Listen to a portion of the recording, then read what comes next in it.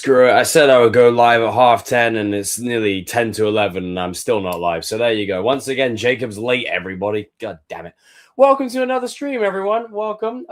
In terms of how the last stream went, we did some good numbers. I had a shitload of people reaching out to me afterwards, which is not uncommon, but, it was nice to have things to talk about, things to say, things to bring up.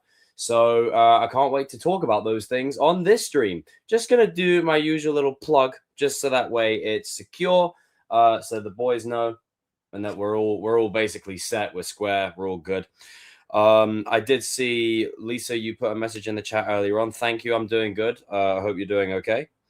Hey, it's another day. We're still breathing. The weather was fantastic today. I was stuck indoors working, but it's fine. You take the dub where you can get it. You take the dub where you can get it, even if where you can get it. Jesus Christ.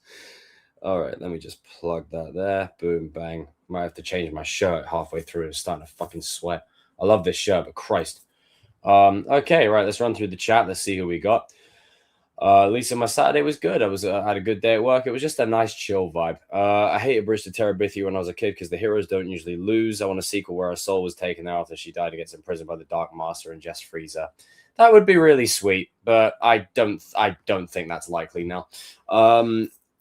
What's good? Hey, listen, that last stream was a lot of fun. I really very much enjoyed that.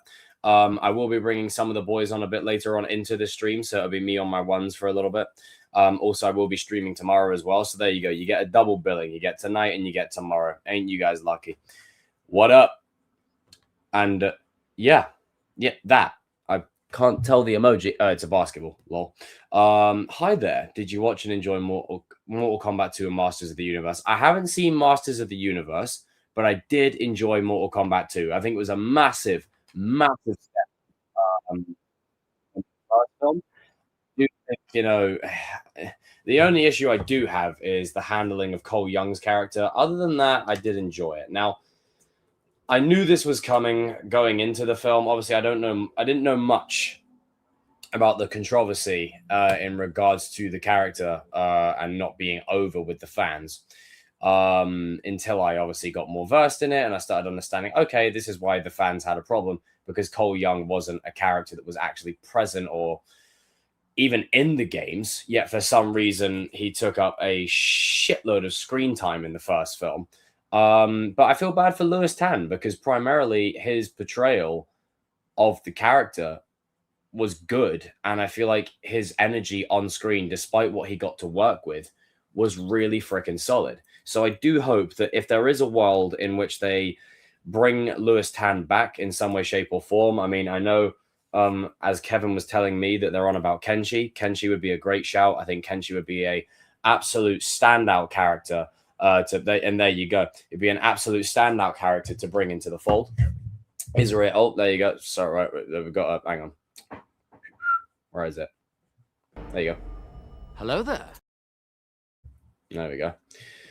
Okay, where are we at? 2, 3, 4, 5, 6. Wow, I can't count. 7, 8, 9, 10, 11. I genuinely cannot count for shit. There's rumors that he may come back as Kenshi. Well, I hope so, because I think Lewis Tan is a very good talent, and I feel like he deserves a lot better. And I feel like the movies have really done him a disservice. And I think a lot of his the handling of Cole Young as a character is obviously just in response to fan feedback. And the last time we had something like that was with the Sonic franchise, but I still would like Lewis Tan to continue. There's also a theory that I saw that people are like, okay, if they are going to bring Lewis Tan back into the fold, oh shit, what up? If they are going to bring Lewis Tan back into the fold, not only would it be as Kenshi, but Kenshi could be like related to Cole Young or something like that. And I don't know, brothers or something like that. Just so that way it's like, hey, what? Unlike a certain studio that are bringing RDJ back as Doom, even though he was never Doom, he was Iron Man, because that makes sense. And they leave no explanation whatsoever. Hello, Jacob. How are you? I'm good, thank you. How are you? Loose version of Ermac is a good shout. Ermac is a very good shout. But like literally, I won't play the whole thing just because copyright and spiel like that. But like legitimately, it's the perfect definition of you're cooked. Like as soon as I was watching this, I was like, Shao Kahn's the villain. Like, I mean, you just know that he's not making it out this fight, But he still has at least some cojones to go. You know what? Fuck it. The plot's against me, but I'm gonna lock in. We're doing this. Bang, bang. And I gotta say, the addition of him using like kinetic energy as a weapon is actually pretty cold. I can't lie to you. And for the majority of this fight, puts in absolute dirt, like work the entire fight, the whole thing. And this is for my family. You get all the way to like the back half, and then he gets the final blow. In other words, the fatality, right? And this is great. Like this freaking shot right here is one of my favorites in the film. Just that shot right there. Simple, powerful, leave him in the rear view. And then what ends up happening after this is this spiel. You've got Shao Kahn, who is cheating, which is very much in line with his character. He's usually a cheating son of a bitch. And then grabs Cole by the and this is the thing. You didn't need to do him this bad. That's my whole issue with that. You really didn't need to do him this dirty. I know not everyone will agree, but you really didn't need to do him this dirty. You really didn't. Grabs him, slams him down, bang, and before he can even gather his bearings, bang. God damn, like Jesus. I mean, Christ almighty, like this was not needed. I mean, bro, like freaking hell. That's the main character of the first film, What the hell? Like, what? And then the disrespect to like hoover him away off the freaking thing into the freaking acid. Like, god damn, like Jesus. The disrespect is crazy. I mean, shit. But hey, you know what? That he went out in style. I'll give him that. He went out in style, and I do hope that they do more with him in the sequel. Because Lewis Tan, in my opinion, is a solid performer in this film, and even in the first film, and he brings such an energy to the role that I think you would lose if you didn't incorporate him a bit more. My camera's decided to go out of focus again. Stop it. Stupid camera. Who said it's coming? Who said that? Who was that? It's coming home. Oh, Jesus. It's not coming home. It was home. It was home twice. We had it home twice, and we fucked it. Love the detail right before each fight. They have a wide shot. Almost looks like the 2D perspective from the video games. Yeah, no, I really enjoyed that. I think I was watching a film analyst earlier on. I think, was it Filmento? He was breaking it down, and he basically said that, and I quote, I'm paraphrasing here for the most part, that the reason why this film is the best Mortal Kombat out of the bunch is because primarily it feels like the most, how do I put this? It feels like the most like the games, they're fun, they're slapstick, and a lot of these characters, even freaking Cole Young, they'll be back in the sequel. So it's not like it's going to be a case of, okay, he's dead, that's it. Like, Mortal Kombat is very much essentially Dragon Ball Z. Okay, that's just basically the truth of it. It's Dragon Ball Z. You kill a character, you bring him back. You kill a character, you bring him back. You kill another character, you bring him back. That's just the way it goes. Iron Eagle 2. Yeah. But nah, it's dope though. I mean, shit. Like, what? Look at that shot. Look at that framing right there. Brilliant. But immediately Cole's cooked. Like, I mean, look at the freaking stature of this monster right here. But he's still like, honestly, it still has the ball sacks to, say, fuck it. We'll tangle. We'll do the dance. And I think it's admirable. Wow, I lost the chat there. My theory is the reason RDJ is playing Doctor Doom is actually Victor Von Doom, but he pulled a reverse flash and stole Tony's face, or he's playing a vet.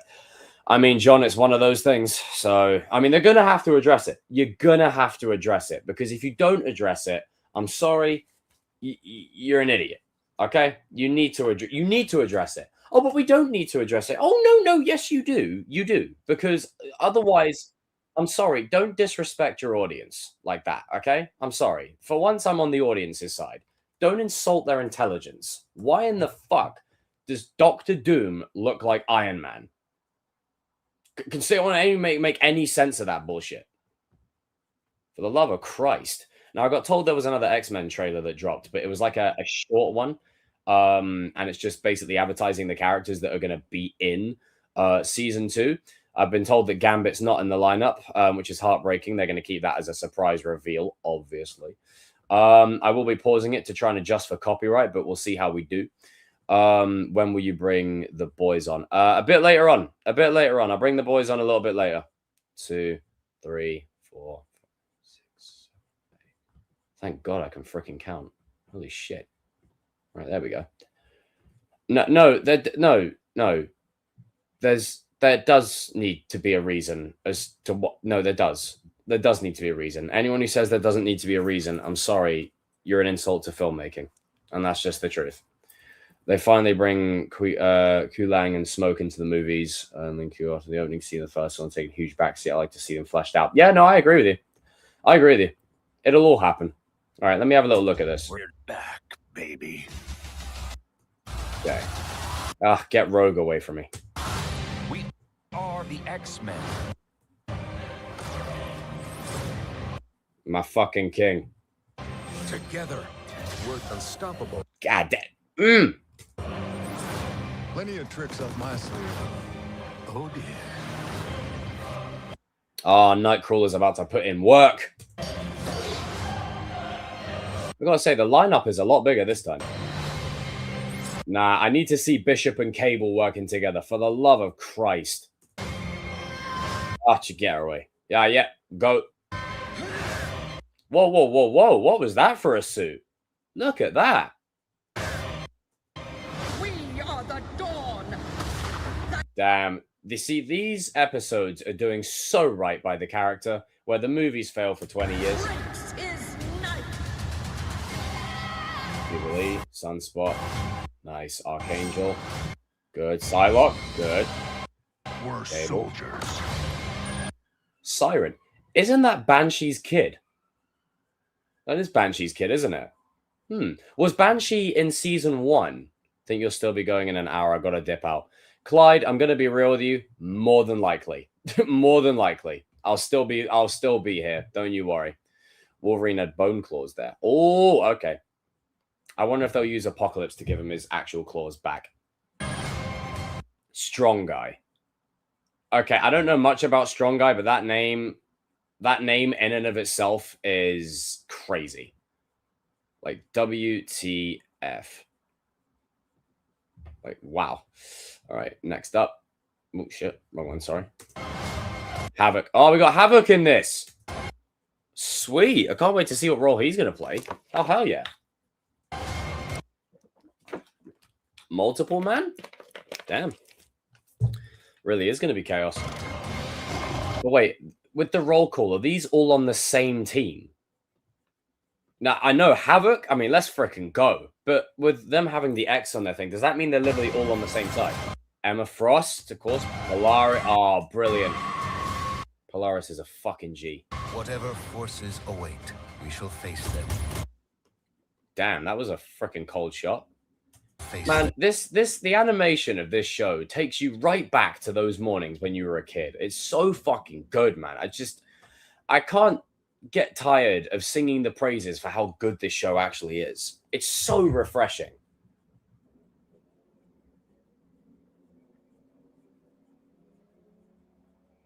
Man, Havoc coming in clutch. Oh, of course, yeah. Brilliant. What the fuck? Ha! I do pride myself on being a comedian, so I'm glad that you found that entertaining.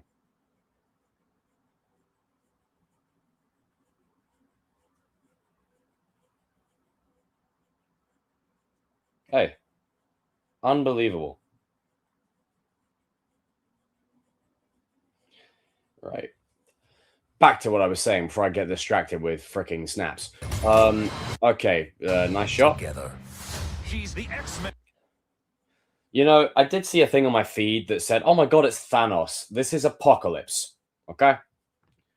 Christ's sake, get it right. man's most diabolical foe. Yeah, I'm just sorry. Sorry. I wasn't locked in. Sorry. Apocalypse. Animation is looking fucking amazing. Yo. Will be all that is left. I do wonder then, who does that mean his horsemen are going to be? Because obviously, hang on. All right, okay. So, hang on.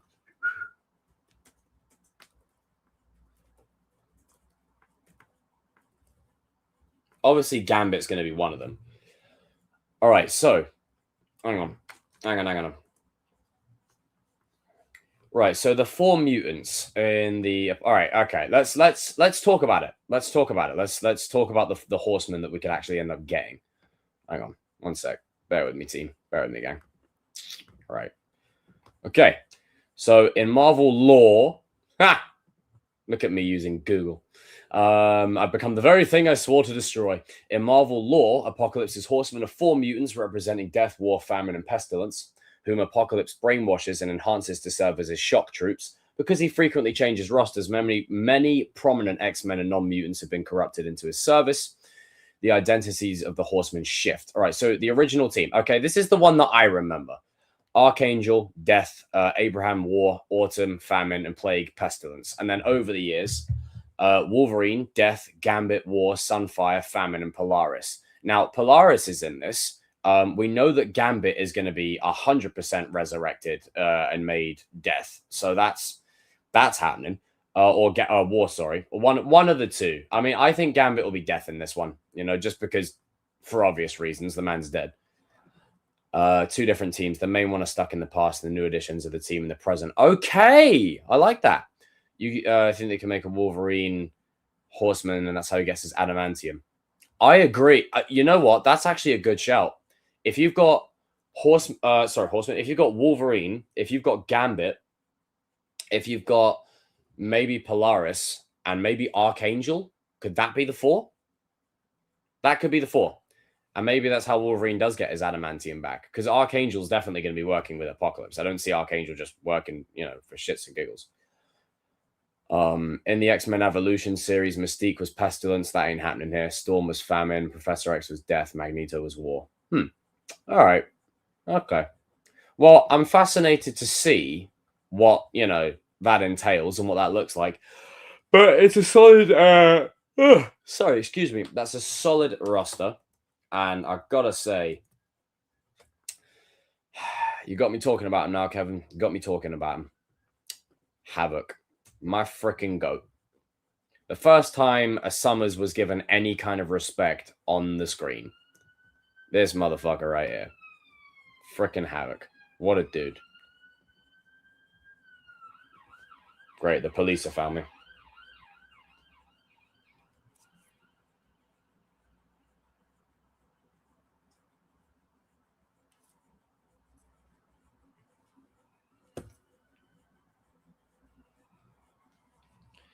Right, let me just quickly shove that over there. What the fuck?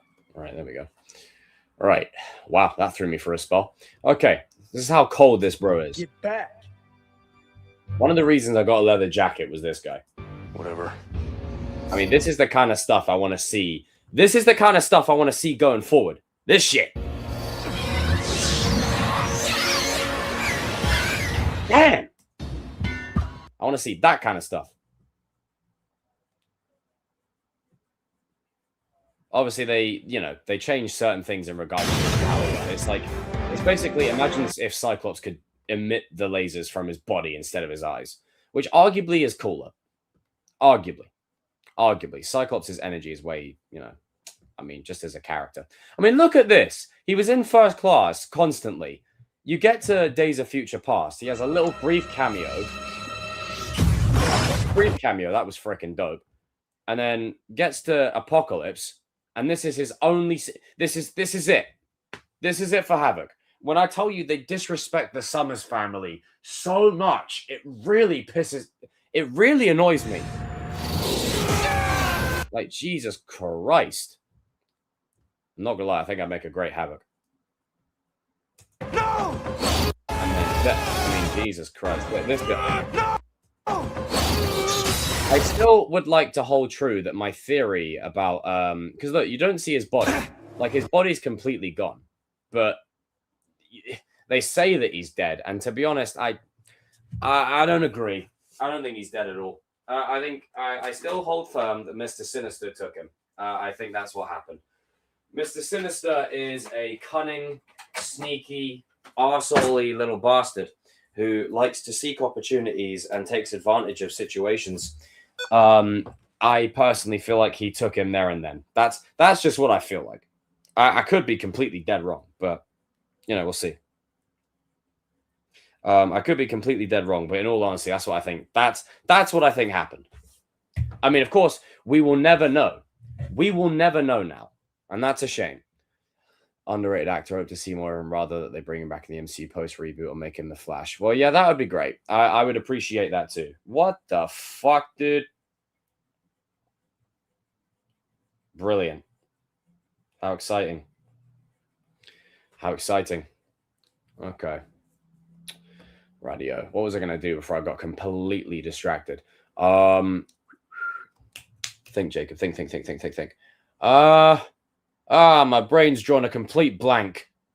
There was something I was going to talk about. Fuck. That was it. I've drawn a complete blank. Complete and utter blank. Shit. It was not intentional. All right, where is it? Okay. Not that one. Okay, let's talk about it. Let's talk about Spider-Man Brand New Day.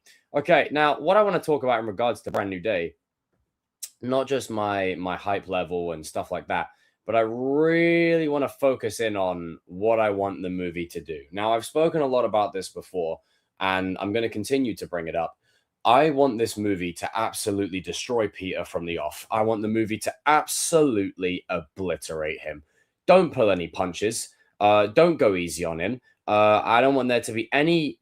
There was a great video that I shared to my story the other day. Was it yesterday? I don't know. It was the day before. I'm trying to get fuck off. Can you get lost? Okay, this advert's just going to stay on my page. All right, fair enough. All right, we'll just leave that advert there. You get free advertisement on my thing, apparently. Let me see if I can find the video, because it was a perfect video, and I completely agree. Let me see if I can find it. Bear with me, just give me 2 seconds. I just got to go into my actual thing once my phone decides to sort its life out and load. But like I said, while this is loading, I want this movie to don't pull any punches. Like, I want it from the off, okay? From the off. I want this movie to be wailing on Peter non-stop. Don't pull any punches. Keep going. Knock him down. From the minute the movie opens, I don't want there to be a single bit of wiggle room. In the nicest way possible, I don't want there to be any wiggle room, because I want there to be some real stakes and consequences to what he's going through. That's what I want. Hang on. Nobody talks about what it feels like to start from zero. All right, here we go. Can I tell you something? Nobody talks about what it feels like to start from zero. Sometimes starting over is harder than giving up. To lose progress, to lose relationships, to lose your life that you thought you were supposed to have. Spider-Man Brand New Day is going to tackle a different part of Peter Parker's life that we haven't seen in a very long time. Peter Parker has every reason to quit, every reason to be angry, and every reason to look back. But he doesn't.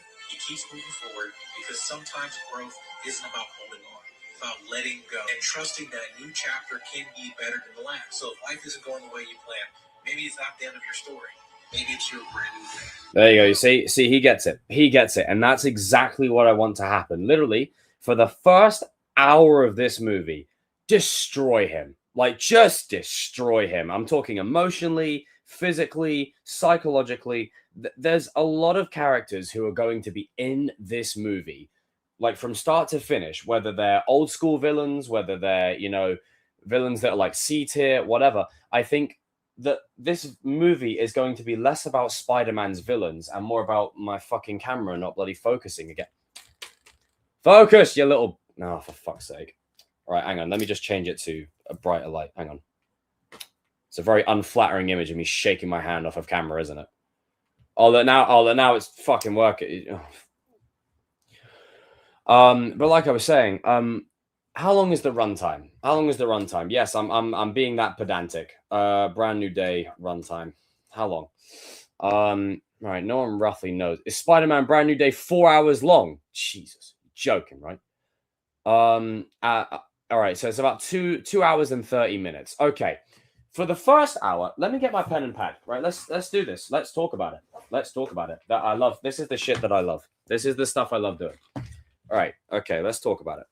Let me get a page in my book. Let me just take my actual meditation journal out of that. Okay. Where in the hell? And yes, I meditate. It's useful. Where in the hell? No, that one. Here we go. Okay, right. Let's do this. Okay, so if I have to divide the movie into... Hang on. It's a lot harder to do it time-wise. Hang on. 2 hours, 30 minutes. Divide into 3 acts. And this is usually... Not always, but this is how some stories usually work. Okay. All right, 50 minutes, 50 minutes, 50 minutes. Okay, all right, let's just go with that. 50, 50, 50. All right. Okay, 50, 50, 50. Okay. Act 1, Act 2, Act 3. Okay. All right. Now, so 2 hours and 30 minutes, all right? Let's just say, for argument's sake, that you've got Act 1, right? You got Act 2, and then Act 3, okay? And you guys, anyone who's followed me for any stretch of time, you know my love and appreciation for the theatrical approach to be respected and be honored. And that's the 3-act structure. Now, usually the 3-act structure applies to like trilogies or I'd say it applies to a lot of stuff, but trilogies predominantly. But if you're going with the 3-act structure for a story, it's obviously not this way verbatim, but some movies or shows or theatrical productions, basically, this is how they handle it because you need story and structure. It's not like people just show up to set and they go, right, we're rolling now, we're filming. That's not how filmmaking works. Please do not disrespect the creative process by just whittling it down to people showing up on set. Tom Holland goes, ugh, and then they record it and then they sell it. That's not what goes on. Stop it. There's a lot of that bullshit nowadays with people thinking they know all about it and they don't. And I'm not going to pretend I'm completely knowledgeable on it. I'm learning myself too. But trust me, I'm telling you, there's a lot of work that goes into it. All right. So Act 1, right? And now, obviously, this isn't how they've done it. I can't quantify this, but this is what I would do, right? If I was involved. All right. So Act 1. Break Peter. Break him. Like, start right out the gate. Don't even wait. You would think that Act 2 would be the one that breaks him. The reason why Act 2 is not going to be the one... Usually, Act 1 is like your reintroduction. Act 2 is the one that breaks him, and Act 3 is the resolution. No, I'm going to change that. Act 1, you break him out the gate straight away. Break him. Like, break him. Act 2, then you change him. Then you change him, whether it's with the symbiote or whatever. Act 3, resolution. So you're still basically following the 3-act structure. It's still basically the same thing. The only reason why I think having, like, Act 1 can operate as a reintroduction for, like, the first, I'd say, 20 minutes. The first 20 minutes when you get your cold open and you got Spider-Man web slinging through the city, doing whatever. There's even the shot of him in the trailer looking at, the video of Mary Jane or Michelle Jones on his phone. And then he goes back to work. That's the reintroduction. But you only spend 20 minutes on that. Okay? 20 minutes. From then on, for the rest of Act 1, test him. Test him. Push him.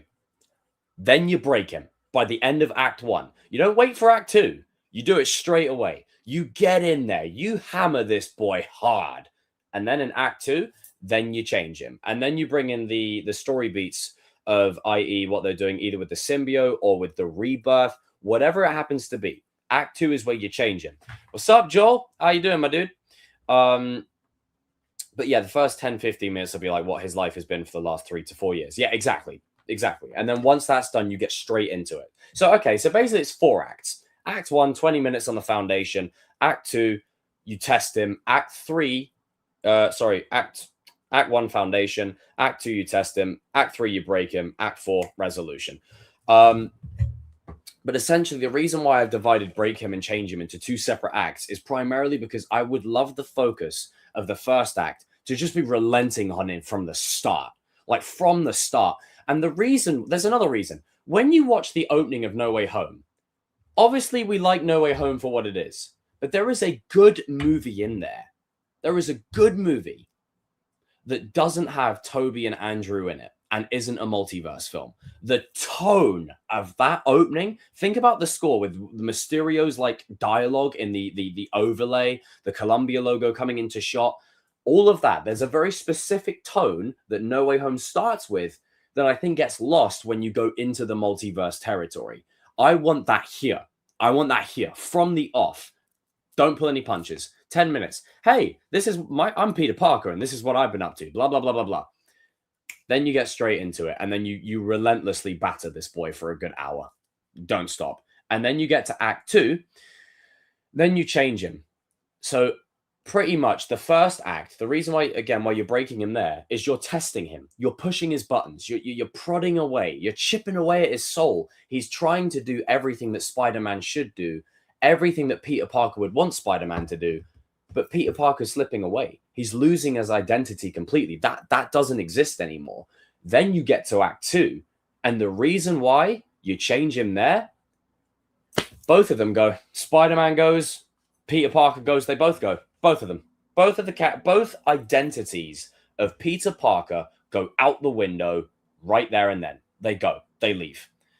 And then he's reborn as something new. Now, what that is, we don't know. They haven't said. It's very tightly, lipped. A lot of people have said man spider. A lot have said something to do with the symbiote. I'm begging he gets the symbiote in this film in some way, shape, or form. Whether it's at the end, whether it's the post-credit scene. I want to see this boy, black suit. Because even the police, see, you say that and then the police, isn't that crazy? You give him the black suit by the end of this film. That's what you do. And that's what I would do. So Act 1, you break him. Act 2, you change him. And then the whole of Act 2 is about his identity going out the window. That's where a shot... Let me pull it up real quick. Pull it up, not pull it, pull it out. Sorry. It was a great opportunity there. I couldn't not take it. I mean, that's what... No, you know what? Just shut up, Jacob. Okay? Stop saying things. Just stop saying stuff. Okay, so this is the Act 1, whatever else. Sees MJ living her best life. He's in the freaking rear view for a girl that he absolutely loved. She's moving on without him, doing her thing. Poor soul, she doesn't even fucking remember him. He goes back to work, and this is one shot I absolutely freaking love. I love this shot. Like just that, just the inhalation of breath, the exhale. Sorry, freaking loved it. Cold. That's what you do for Act 1. And then the whole of Act 1, you are beating on this guy constantly. Now, obviously, you can have him going around the city, teaming up with Punisher, talking to Bruce Banner or whoever. However, no, forget the Bruce Banner part. Save that for Act 2. But Act 1, you have him just doing his Spider-Man duties. That's all you do. And then as he's doing his Spider-Man duties, he's succeeding, but Peter Parker is slipping away. He's losing Peter Parker in the process. And I don't know if you guys have ever been in this situation, but man, it fucking hurts, dude. Spider-Man has to do the hard thing. It sucks. Ouch. Yeah, it hurts. It Even hurts if a it lot. breaks Peter Parker's Shout heart. out to Ezra from Ahsoka. And look at it. Someone give this boy a hug. You poor soul. Shit. And then literally the very next shot, this is where the change happens. So Act 1, you've broken him. It's a journey. Like, you don't break him like to the point where it's obvious. You do it a little bit. You just chip away at his soul as the act's progressing. Then you have this moment happen. What Bang. is happening? And to me? drop. Now we're in Act 2. And then you get to Act 2. This is a very unflattering image. And then obviously he gets like his natural webbing and shit like that. But he loses the identity of Peter in the process. And I think that obviously that's where, Bruce Banner comes in, because there's stuff with him that's changing. He's not himself. He's going completely batshit insane. And I think Act 2 is going to be hard to watch. I think Act 2 is going to really... Act 1 breaks him, sure, but the change, like seeing Peter completely lose himself, I think is something that the movies have dabbled in quite a bit, but they've never really gone all in with. And I think now is the time to do it. And I think especially when you look at that scene in No Way Home where he's beating the fucking shit out of Norman, like he's pounding on him hard, like no pause. Like he's pounding on him. Like he's beating the crap out of him. Like the ever-loving shit out of that dude. I would freaking love the whole second act of this film for Peter to not exist. He's a ghost. He's a ghost. He's not there. He's not there. He's completely Spider-Man and Spider-Man only. That's it. No Peter. Peter is like in a box and in the ocean. That's it. And then you get to Act 3, hence the title of the film, Brand New Day. This is your resolution piece. Now, some people believe that he might actually end up dying in this film, and the symbiote might actually save him. Now, you could say, well, he's died once in Infinity War and whatever, but I'm not going to count that. The only reason I'm not going to count Spider-Man's death in Infinity War as a death, it's a death, but the only reason I'm not going to count it is because it was done as an ensemble project to round off 10 years of Marvel. As a solo isolated event, I would love it by the end of Act 2 for the change to happen, Peter to be fucked up, he's on death's door, and then the symbiote takes over. That's what I would love. I think, honestly, if the symbiote isn't in this film, I'll be kind of disappointed, but it depends on the execution. I just think there is no better time to give him the symbiote than this film. But on top of that, if they don't want to give him the symbiote in the film, save it for a post-credit scene. Maybe Peter fights his rebirth self or whatever else. And then you get to Act 3, and this is where he finds a way to... And this is going to... I don't know what... It all depends on execution. You got two ways that we can really go here. One way, if Sadie Sink really is playing Jean Grey... About to sneeze. Hang on. Give me a sec. Pineapple, pineapple, pineapple, pineapple, pineapple. Got it.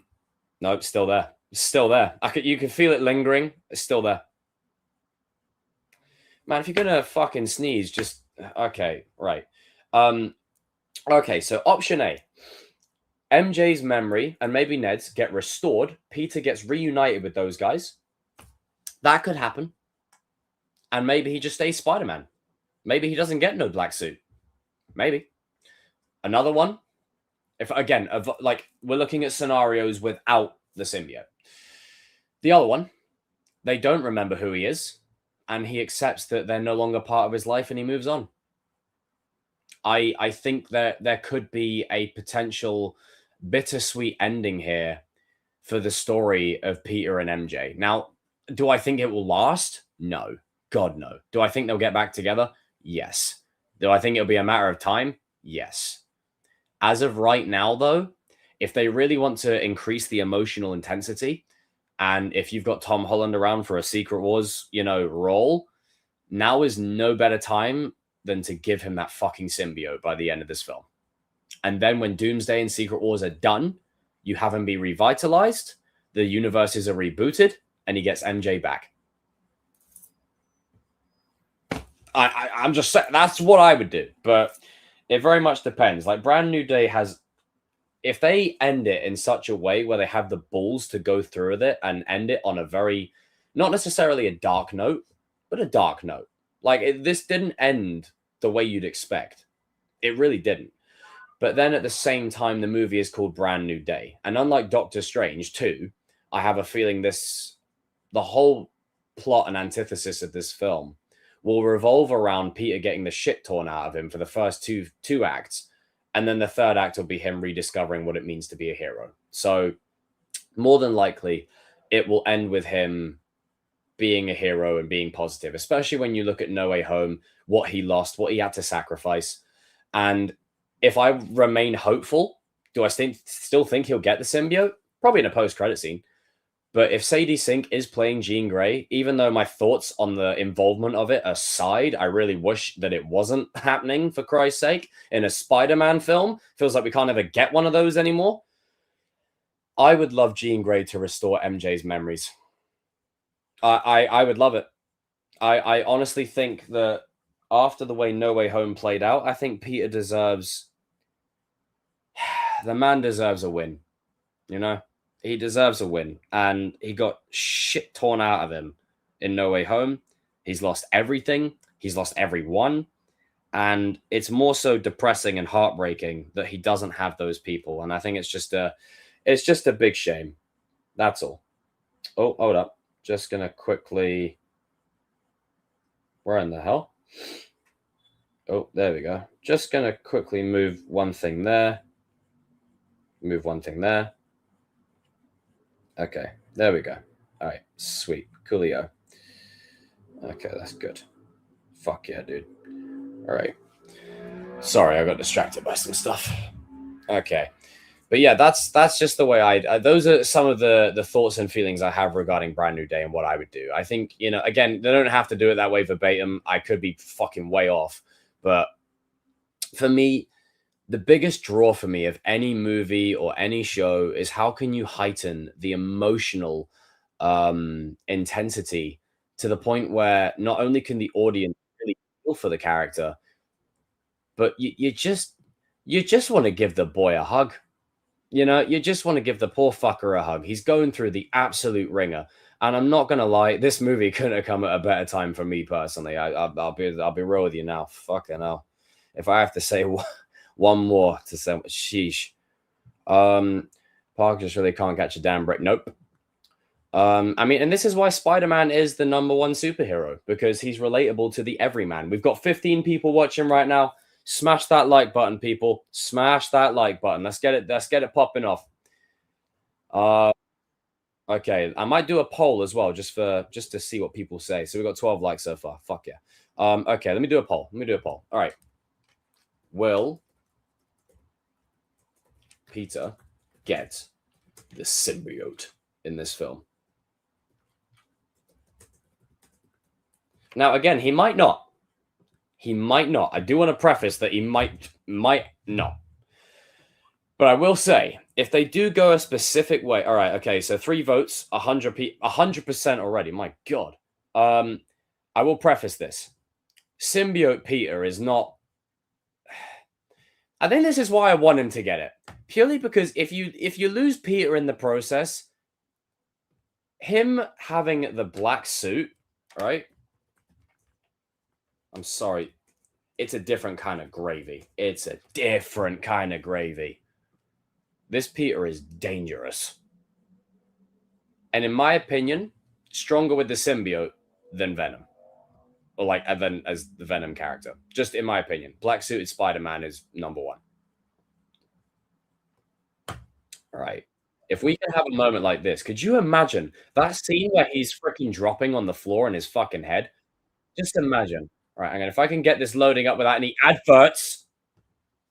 For God's sake. Right. If we could get a scene like this, where he's literally on the floor, he's knocked out. Knocked the fuck out. And then the symbiote happens to be drawn to him. Because the thing is, the symbiote is drawn to rage, to anger, to fear, to pain. It's drawn to it. If we get a scene like this in Brand New Day, I'm going to fucking lose my shit. Like, God. Woo! Oh, sorry. Chills. I mean, on God, like, I love the whole notion of this. If this was to happen, I'd be fucking bouncing all over the place. I mean, hell, if they bring a score like this back... Wait for it. Another one. Woo! Damn. Because I can't prove it.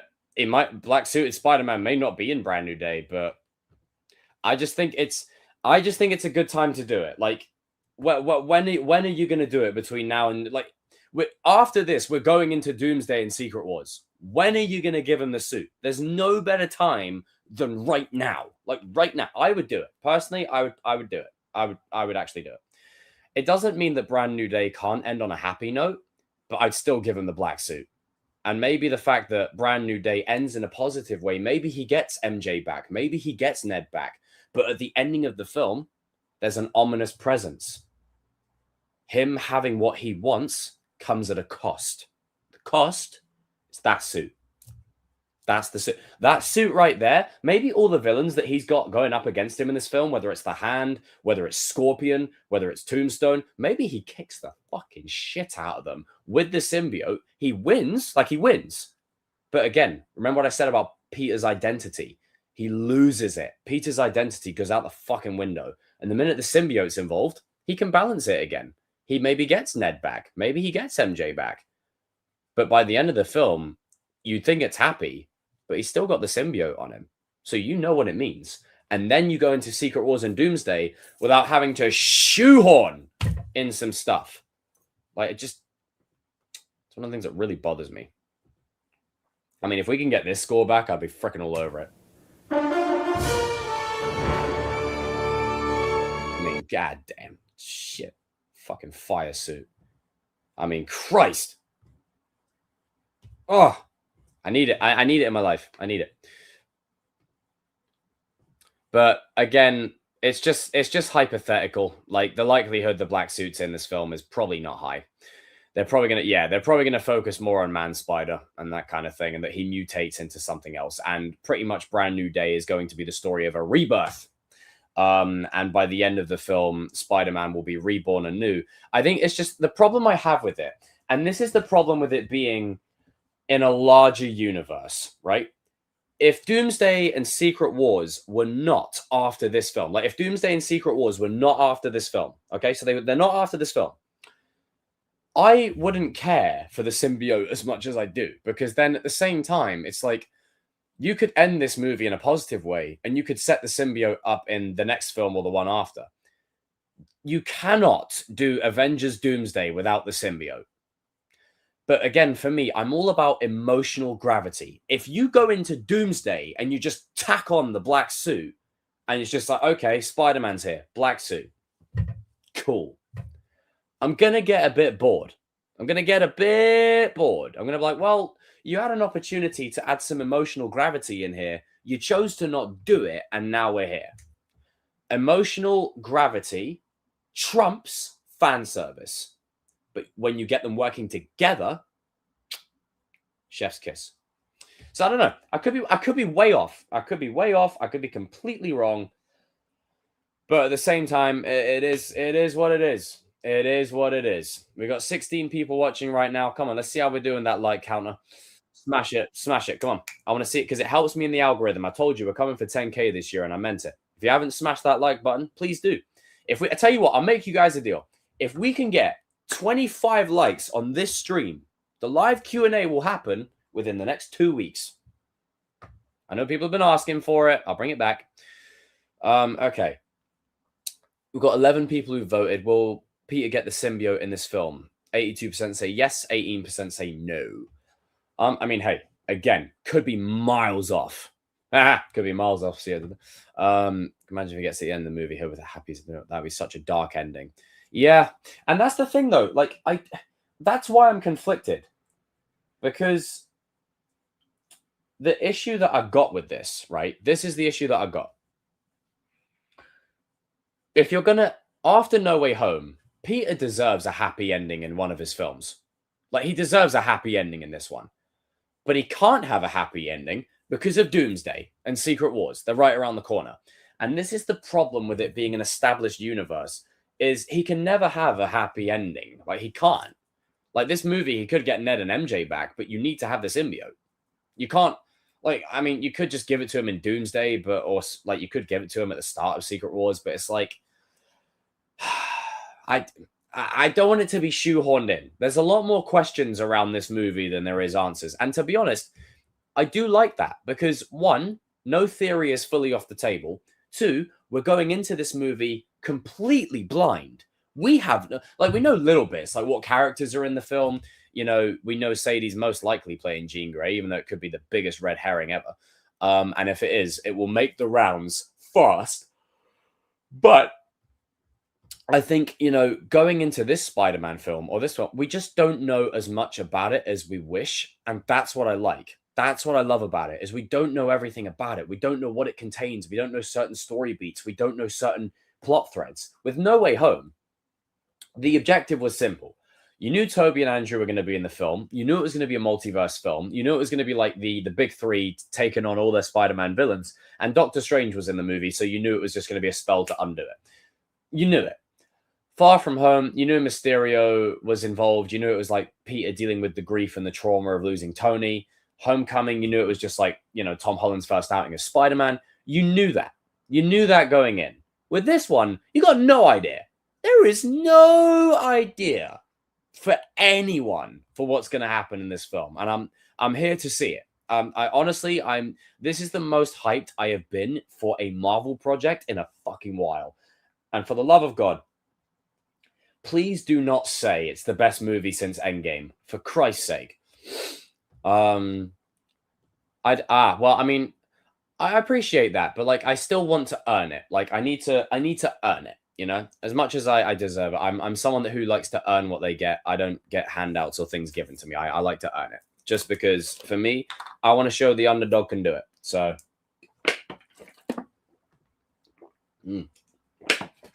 oh man, I needed that. Christ. The little we know, the better, especially for all the leaks constantly. Oh, yeah. I mean, I've talked about leakers before in the past, and they fucking piss me off. I've got real disdain for people that go up to a film set going, "Hey, Gary, post." You fucking asshole. Sorry, excuse my language, but it's true. Like, get a job, okay? Get a job. I get people have their thoughts on the industry, and I've got my thoughts on it too. People work hard on these projects, and all it takes is one person called fucking Billy Bob and his movie blog to go, "Oh my god, look, I gotta send this to the internet." Prig. I don't know what that was. Where the fuck did that come from? Maybe I'm still reeling from one of those Cobra Kai leaks a couple of years ago, quote unquote. Oh man, sorry, I shouldn't have opened that now. Fuck. Oh, time and a place, Jacob. Time and a place. Oh man, I love what we do. I love it. I love the game. Okay. All right. The poll is gone, by the way. I can't see the poll, so I'm assuming it crushed it. All right, let me just quickly refresh that because my page is deciding to piss around. All right, 12 likes. Come on, people. Smash it. I know you're in there. Work hard to give us these. People really don't realize how much time and effort is work. Yes, a lot of work. But that's why that fucking annoyed me, because I don't know what it is, right? Shout out to Sony. You and your productions love stuff getting leaked. Do you just go, you know what? We've got the film ready here to release to cinemas on whatever date at whatever time. I'm just going to write this very secret password down. I'm just going to leave it lingering around. I'm just going to leave it there. And then all of a sudden, on a whim, frickin' Jonathan walks in, finds the password, activates the thing, sends to the internet, and there you go. Yeah, it's annoying, man. It removes, like, the thing is, leaks have always been a thing. It's just so much more prevalent now because of these. And the problem isn't even just these, right? People will do anything to go viral. They will do anything to go viral. We live in the age of validation and gratification. For me, it's no secret. I love my social media. I constantly post on it 24/7. I'm constantly posting gym pics, or I'm constantly doing whatever. And yeah, is there a bit of ego and validation? Sure. I'd be lying if I said there wasn't. But if you take that away from me tomorrow, I still know who the fuck I am. Not a lot of people can say that. They use their social media to hide their pain because they don't know how to deal with it externally or internally. I do. Little flex. So that's a bit of wisdom for you. For anyone who's younger in the audience, look after yourselves mentally and focus on doing that kind of shit. But that's the problem. We live in the age of instant gratification and validation. Like, oh my God, I need to be recognized for something. let me go and leak this thing right here. There you go. So I can be the person that leaked it. Like, it doesn't matter how you go viral, just as long as you go viral. And that, to me, is a very sad way to live, because it's just like you're constantly chasing, you're outsourcing your self-worth to one defining factor. And it's kind of a sad way to live. But hey, if it works for you, you know, you do your thing, man. You go do your thing. Other than that, I mean, shit. Christ, I ain't got time for that shit. Yeah, get some clickbait. It really fucks me off. It's rumored that MJ's new boyfriend is playing Tarantula in the movie and he fights Spider-Man. Wow. Rachel Cole. Could you imagine? Oh my gosh, he's playing Jean Grey. She's playing Jean Grey. She's actually Rachel Cole. Punisher getting a sidekick. I don't know how I feel about it. I'm bringing the art because the thing is, Sadie would make she would make a really good Jean Grey. I can't lie. Movie, because I want to support Destin and his crew for giving us this upcoming banger of a day one purchase. No, I agree with you. No marketing. Hey, what's up, dude? Yeah, they did fumble. They did indeed. I can't stand leakers. I can't stand people who constantly go around fucking leaking shit, and it just really fucking bothers me. You know, But again, maybe that's just me. I'm not gonna. I'm just gonna let. You know, just gonna let that go. Oh, fuck's sake. Yeah, no. Hey, definitely, I'm good. Joel, so yeah. Also, guys, we are now on 176 people in the Chosen One update page. We are on the road to 200. I see that we gained a few subscribers on the actual YouTube channel space here. So we are on the march to 9K, slowly but surely. Not giving up. Not going to give up. We're going to find a way, some way, somehow. We're going to do it. We will do it. Can't wait to watch it in New York City. I'm fucking jealous of you. You jealous. But hey, you enjoy it. Even though I'm fucking fuming.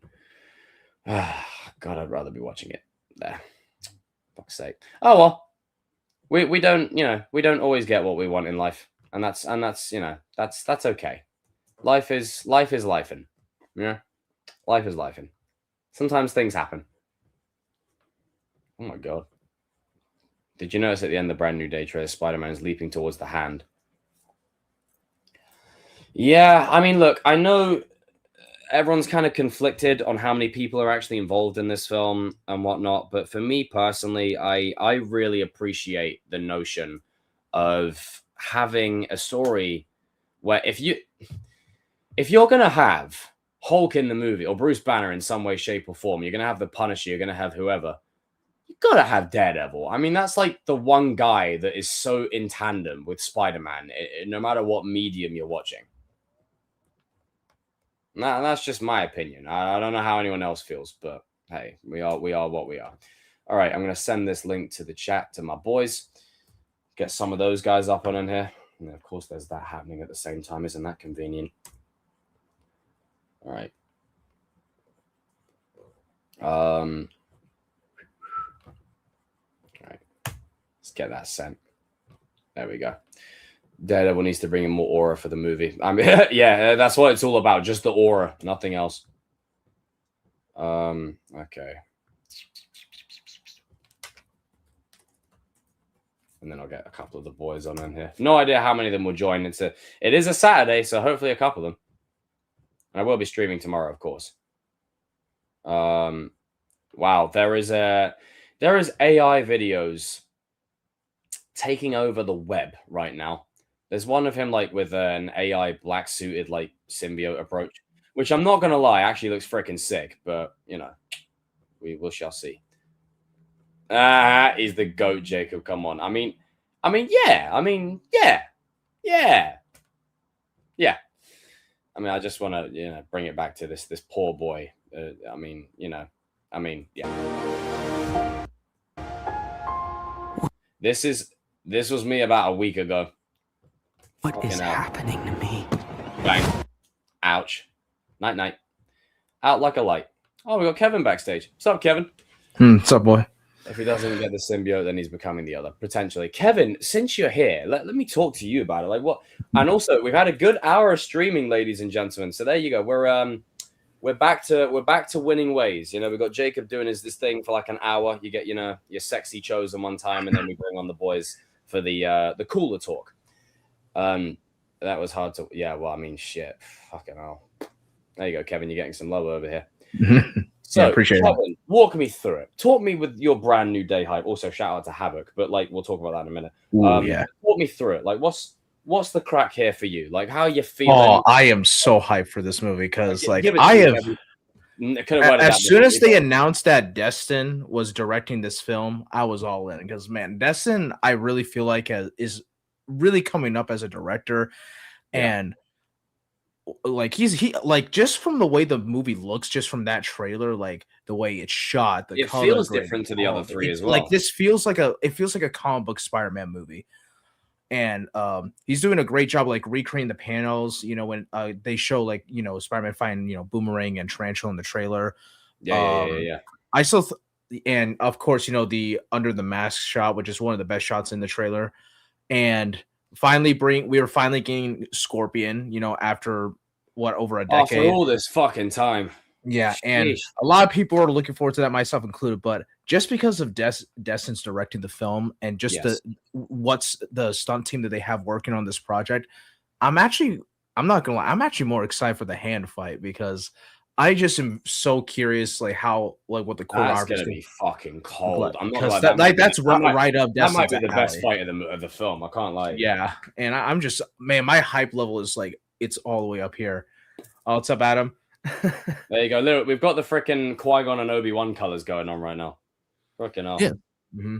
Yeah, but yeah, I'm so hyped for this movie. Like, we're finally, like, this feels like an actual Spider-Man movie, and I do. What's up, Harris?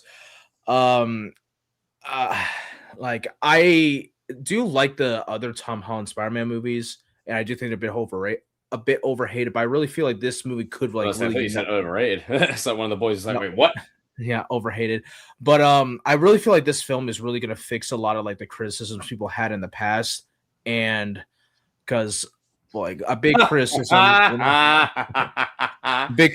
you know, a lot of the swing is like just done digitally because, you know, like the suit is covered in CG.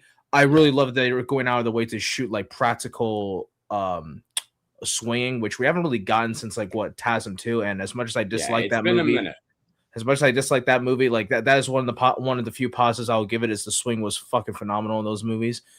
And I just really think the swinging scenes in TASM, and especially TASM 2, are still the best in. Yeah, and I really feel like we're really going to see Tom's acting chops really be seen here. And like I really feel like Tom has had like a pretty successful career in the past few years. He was really good in Cherry, but I really feel like this might be great in that. Yeah, I think like this will be one of his best performances. I don't know about the best, but it will be up there. Yeah, I don't know about that, but it will be. It won't be like one of his like all-time best, or I don't know. It won't be his best one. I think his best one's yet to come. But I think it will be in the conversation. It'll be like 100%. In the top 5. Because I think there's very, like, obviously, as an actor, you challenge yourself with roles and you always push yourself. But I was saying this to someone the other day. Like, take Michael B. Jordan, for instance, just as an example. Mm-hmm. He can still act his bollocks off in another project. But I feel like Sinners is the one that will define his career. Yeah. You know what I mean? I feel like there's very few performances that are career defining. And I feel like even if you look at Leonardo DiCaprio, whether it was The Departed, whether it was Titanic, whatever, he gets it for The Revenant, which is strange. But there's very few career defining ones that make you stick out.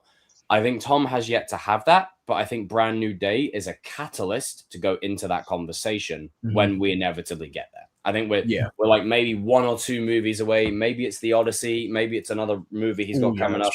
Oh, whatever it happens to be, could be anything, you know? And that's just the way I view it. But yeah, and just with like the mindset that Peter is going to be in this movie, because like he's going to be put through the ringer. We've seen that, and we're really going to see. I don't sound like a sick son of a bitch when I say that, but I think right now The Well, most interesting Spider-Man stories are when Peter like is down, is like he's put through the ringer. Like, let's be real. yeah, like and Spider-Man, Spider-Man for me is a hybrid of Batman and Superman. Like, Yeah. he has the hope of Superman, but he goes through the same shit that Batman does. Yeah, Like, and I think that's why a lot of us love Spider-Man, despite like arguably number one.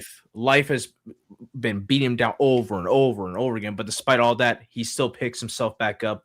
He still continues to fight, continues to move forward or swing forward. And I think that's why a lot of us, love Spider-Man growing up. Spider-Man was one of my first superheroes growing up. I'm sure that's the same for a lot of other, me too. a lot of other guys out there. And I really feel like we're really going to see that shine here, because I think you can do it in a way that doesn't feel like it's forced. Because, I know this is going to be a hot take. Sorry. I know it's going to be a hot take here. I do think the way they went about it in Spider-Man 2 was a little corny, even for the time period. I don't know. That's just me. I know RJ will probably agree with me if he's watching. I definitely agree. And the way the way they're doing it, even in the comics, I'm like, okay, like come on, there's a better way to write this. I think the way Destin and the writing team are taking Peter's character is the right move. Like, it's the right amount. Okay, he's down on his luck. Like, life and the villains are beating him down, but it doesn't feel corny, it doesn't feel forced, and it just feels grounded and gritty. It feels grounded. It feels like it's done in a more organic way, and I'm very curious to see where what they do with him and Punisher. Like, that's what I'm really looking forward to, because Peter is in such an odd place now. He's like the Punisher is going to be very appealing to him at some point. Yeah, he's like at his lowest point mentally. Now, what's going to happen when he encounters someone like Frank, who has this mindset? Life, like the world is cruel. It's just dark, and you have to do what you have to do to survive. You have to do what you have to do to take these guys out. And will Peter start to? Will there be a moment where Peter's like, maybe Frank has a little bit of a point? Like, will he still hold on to that moral code that he has, or will he get to a point where maybe he's like teetering the line? And I think they're going to expand upon that. When he gets the symbiote, whether that's in this film. If you get someone like Scorpion who decides to go and jabs him and sends all of like his insecurities and anxiety through the fucking roof. Yeah. Woo! Yeah.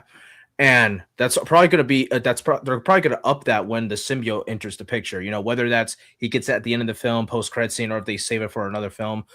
And whether 16 people watching, smash that like button, people. It's a brand new day. Sorry, Carrie. Whether Peter actually bonds with it at the end of the movie, or I actually think they could do something where maybe the symbiote attaches to Peter, but it doesn't fully bond with him yet. That's what I hope they do. That's what I hope they do. And it fully bonds with him either in Doomsday or Secret Wars. And I actually think that could be a cool way for them to do it, because one thing I want them to do, I want us to have the symbiote for multiple movies. It doesn't have to be 3 movies. I want to see the actual black suit arc in live action. Thank you. Are we talking about Spider-Man? Yeah. There's no, and just to leapfrog off of what you're saying, there's no better time to do it than right now, because the symbiote is drawn to fear, it's drawn to anger, rage, insecurity, anxiety, all of which Peter has in this movie. This is perfect time.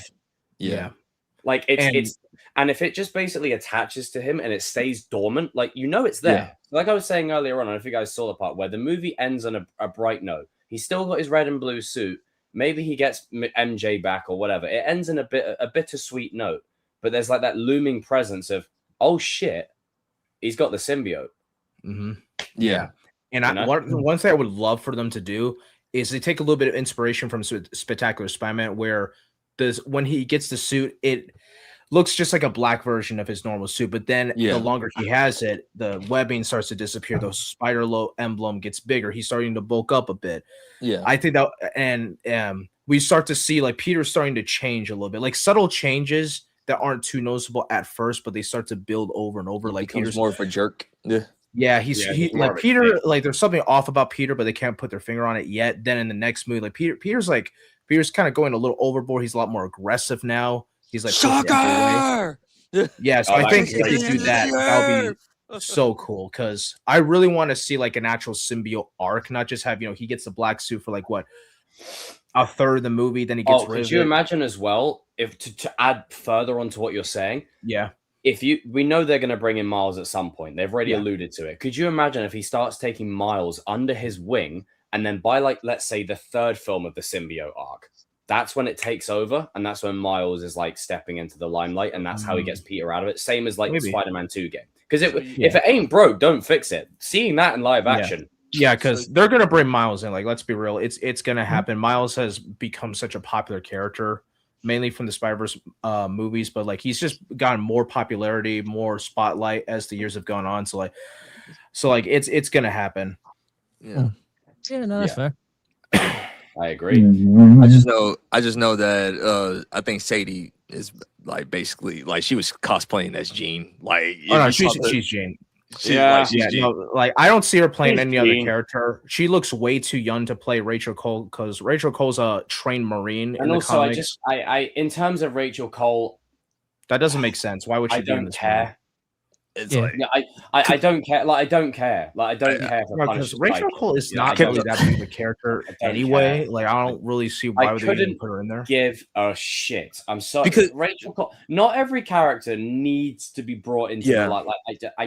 The thing is, and I say this with all the love and respect in the world, Captain America 4 already did a disservice to Giancarlo Esposito by reducing him to a role that he was way above.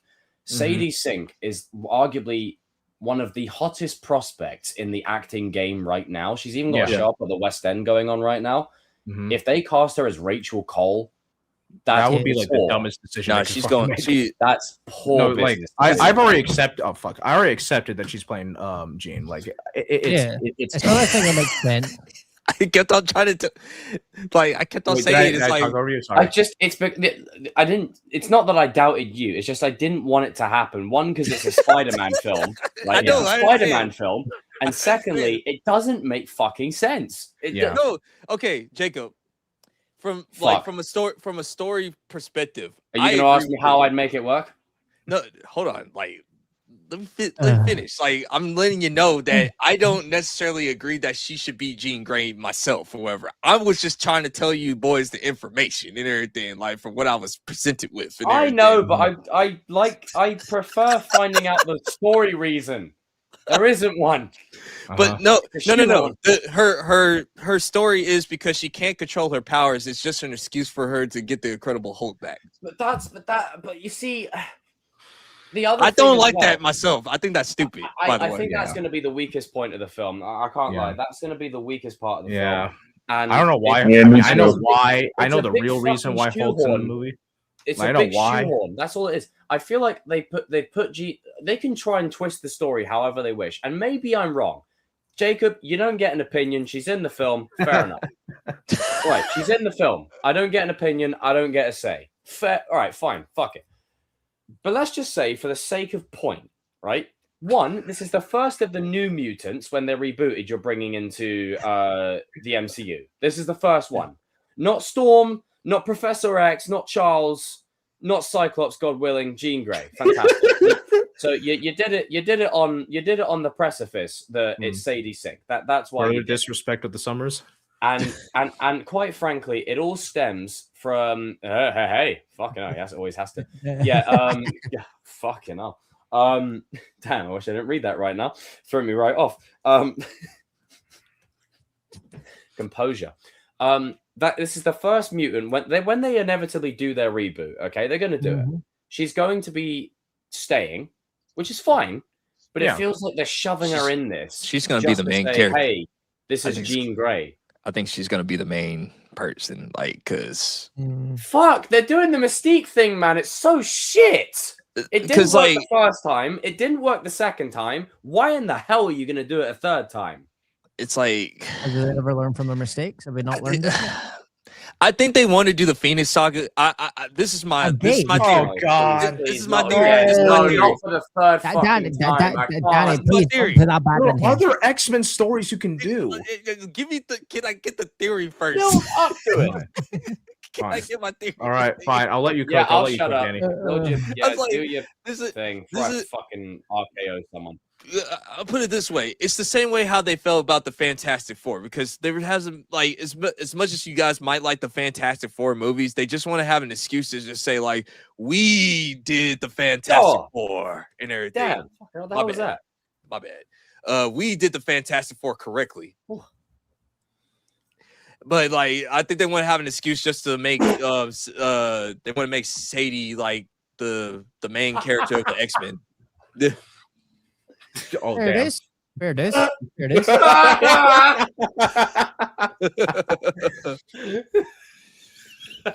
Might be time to go to Turkey. I could donate. You know, I've got plenty. I'm a 5'3" tall baldwin. Am I cooked? No, brother. There's short kings, so like you just hit the weight room listen, and there like is you know, short kings, but there's also you can go to Turkey, get a little. you can get hair implants. Like hey, men can have weaves too, man. Men can have weaves too. Like And if that doesn't work, I'm pretty sure I could give you a borrow of some. I've got plenty up here anyway.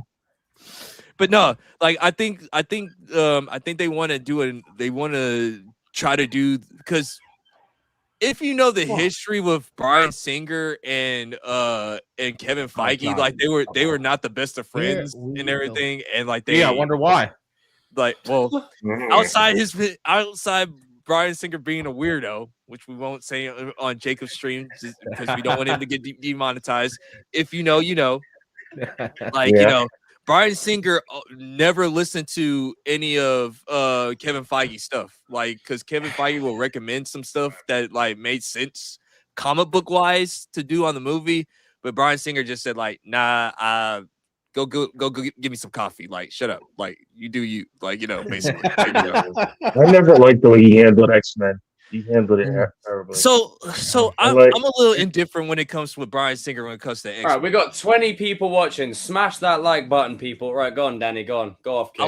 I like the first two. I like his first two X-Men films. Right, like X-Men 1 and 2. Those were solid. He didn't do number 3. That was garbage. Days of Future Past, amazing. However, and then Apocalypse was trash. So he like out of those movies. You know how I feel about how they treated Havoc. Sorry, carry on. Yeah. God. So no, I'm just saying, like out of all of Bryan Singer's movies or whatever, like he has a pretty good resume, like objectively. A lot of people like most of his X-Men movies or whatever, objectively and everything. Yeah, but I think it's just like as X-Men movies, they're terrible, but as Superman movies, they're oh no, you didn't have to do them like that. Oh damn. Yeah, but I mean, as X-Men movies, they're all right, but as X-Men movies, they're terrible. But as superhero movies, they're all right. Yeah, I was gonna say, like, if you want to talk about strictly coming off of the comic books, Bryan Singer ain't gonna give you that. Like, I'm letting you know right now. Like, he's gonna give you the elements. What the fuck, man? He's gonna give you the element. He's gonna give you the elements. Like, the characters are gonna be the characters. Okay, like Wolverine is Wolverine.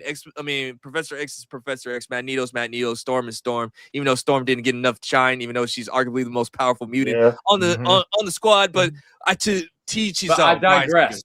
But I digress. And then he went on to make Superman Returns. And made Superman Returns. Yeah, shout out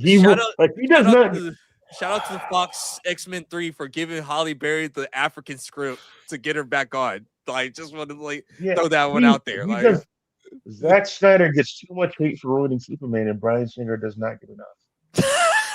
I said it. You said it, and you stand on it. Making Superman a Lifetime movie stalker that's not cool. And making him a deadbeat dad is also stupid. I don't know why you did that.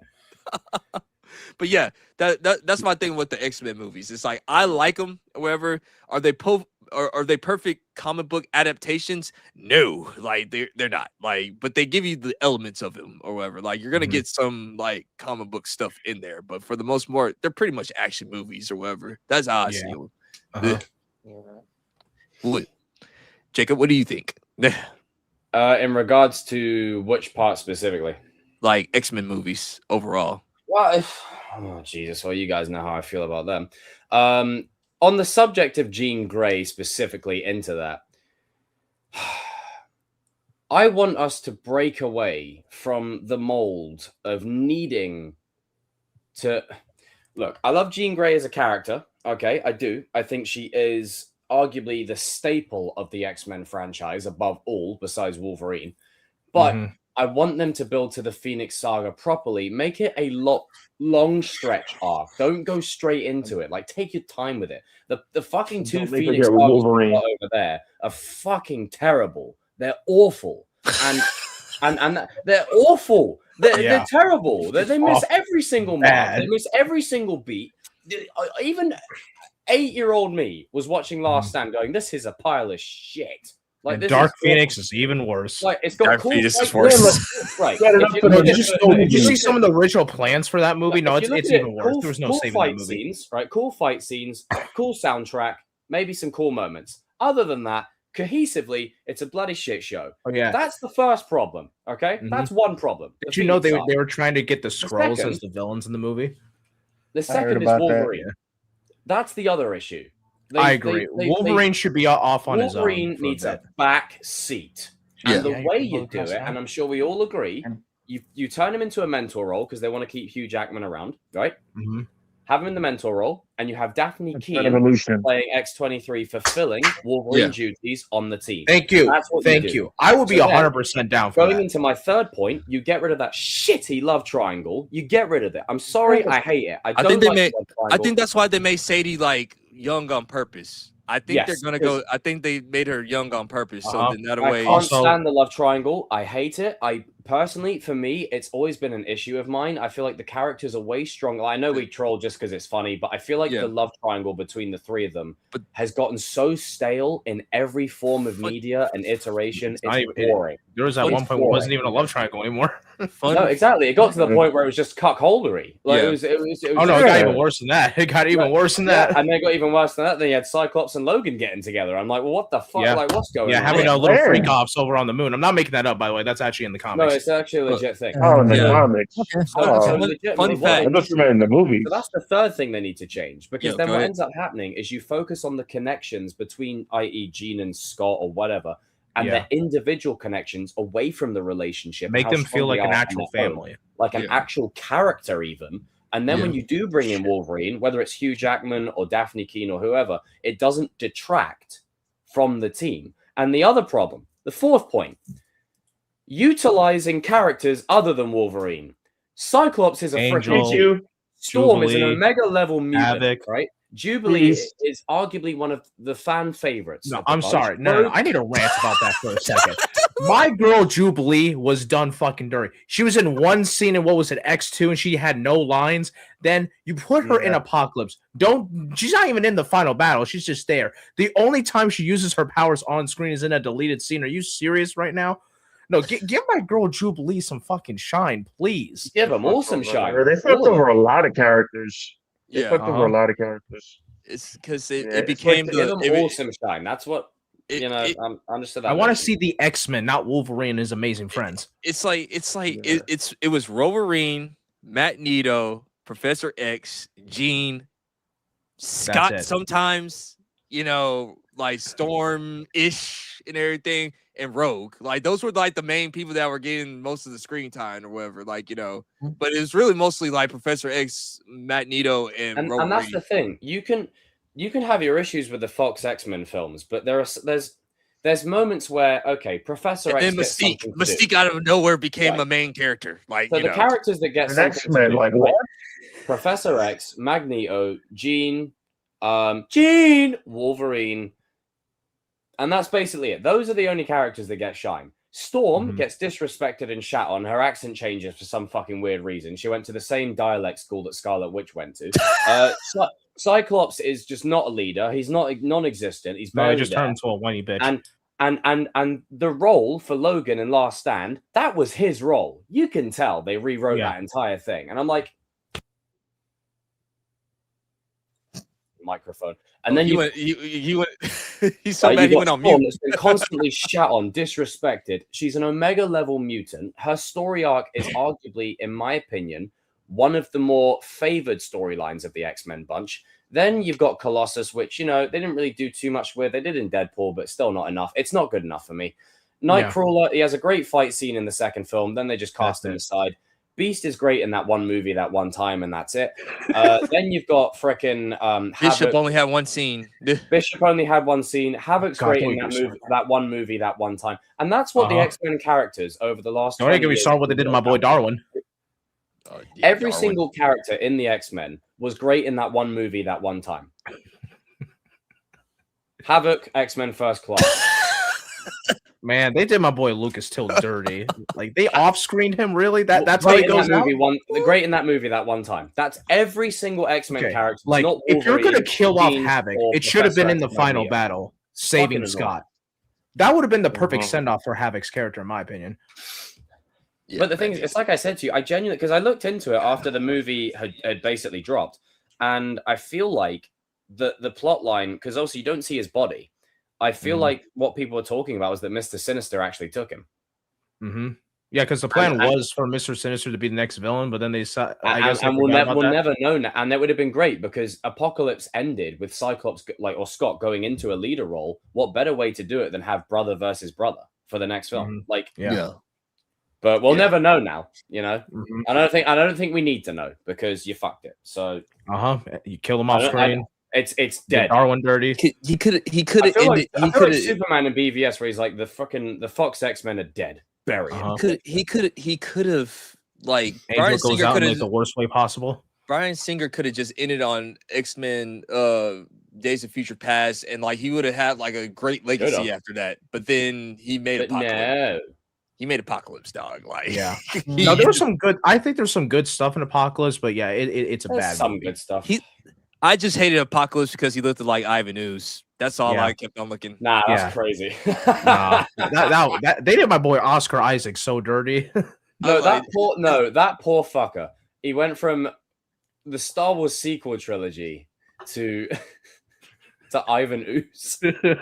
He looked like Ivan Ooze, and then he went to Moon Knight, and like they disrespected him in Moon Knight. That show was awful, like bad, bro. Like I got put to sleep, man. Like it was. Man, I really enjoyed it. Oh no, that's surprising. I thought it was an okay show, just wasn't a good adaptation of Moon Knight. It started really well. It started real okay. I'll take that. It's the second half. The second half is where it drops off. It drops off really hard. The first half had me interesting, and then the second half is like, what is this? Like, why is this an Indiana Jones movie? What are we doing? Okay, where's the street level stuff? Where's Sun King? Huh? Where are the cool characters at? Huh?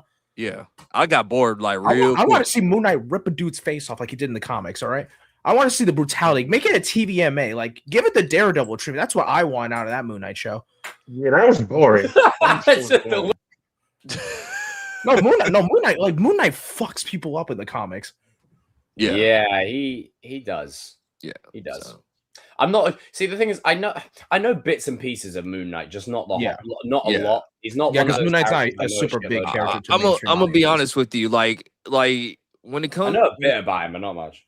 When it comes to like new characters like Moon Knight or whatever, if you're not familiar with the lore or whatever, like it to me, you have to get that first season like perfect, or else like nobody's gonna care. And like objectively, no one they stuck with the weird 6-episode format for some reason, even though it was clearly not working. But they said, you know what, we're gonna continue with it. Why? Because we're all idiots. We have no plan.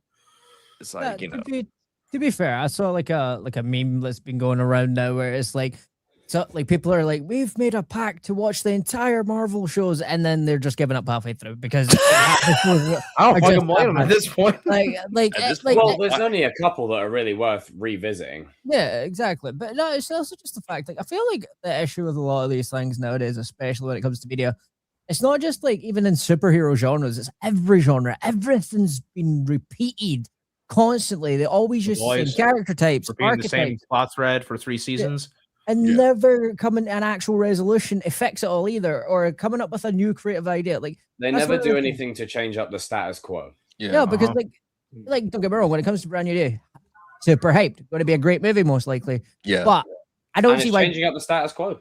Exactly, but also I'm in the same boat. I don't understand why G Gray's going to be in it. Like I don't really. It's my Well, only then- critique with the stuff that we know. I mean, well, we don't know, but No, It's but more of a as it's I more of a haven't- Sony thing, and I think like Kevin Feige Yes. just wanted to put an X-Men in there too. Like, yeah, I Right, mean, I'm it's gonna- mostly, But Dune of all it's like I people was is saying at the weird. start of the stream. It's because Avengers, Doomsday, and Secret Wars are around the corner, so Mm. they have to do it. It's like Ah, that's the only yeah. reason why I want the black suit in this film, because you can't.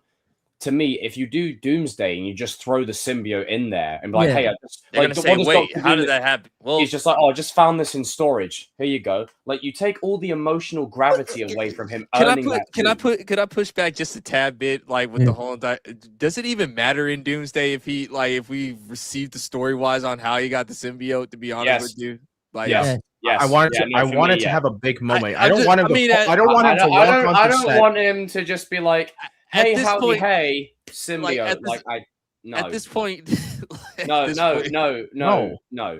No. No, getting the Sorry. black suit is such a big. It should be a big will moment. not- It should be I a big will deal. not bend the knee. I will not budge on this. No, if he just I will posts, never okay, bend hey the yo, knee, Tom, no. yeah, we need you on set. Oh, by the way, you're getting a No. new costume. Okay, Sorry, come no. to set. I'm just No, saying, no, that's no, dumb. That's at this- stupid. No matter what way you I do don't it, care. right? There's only because you need the symbiote in Secret I know. Wars. You I'm need just it. saying at this No, point. but you need it. It's part of the story. You No, need it, I feel okay? you. I feel you. Right? I'm So- hearing so you out. I'm Basically, just, what's going to happen is you have to shoehorn it into one or the other, and I'm not This- going to like either. Like That- we're here. Like that's they're what gonna I'm have to saying. It's shoehorn it like, into one of them.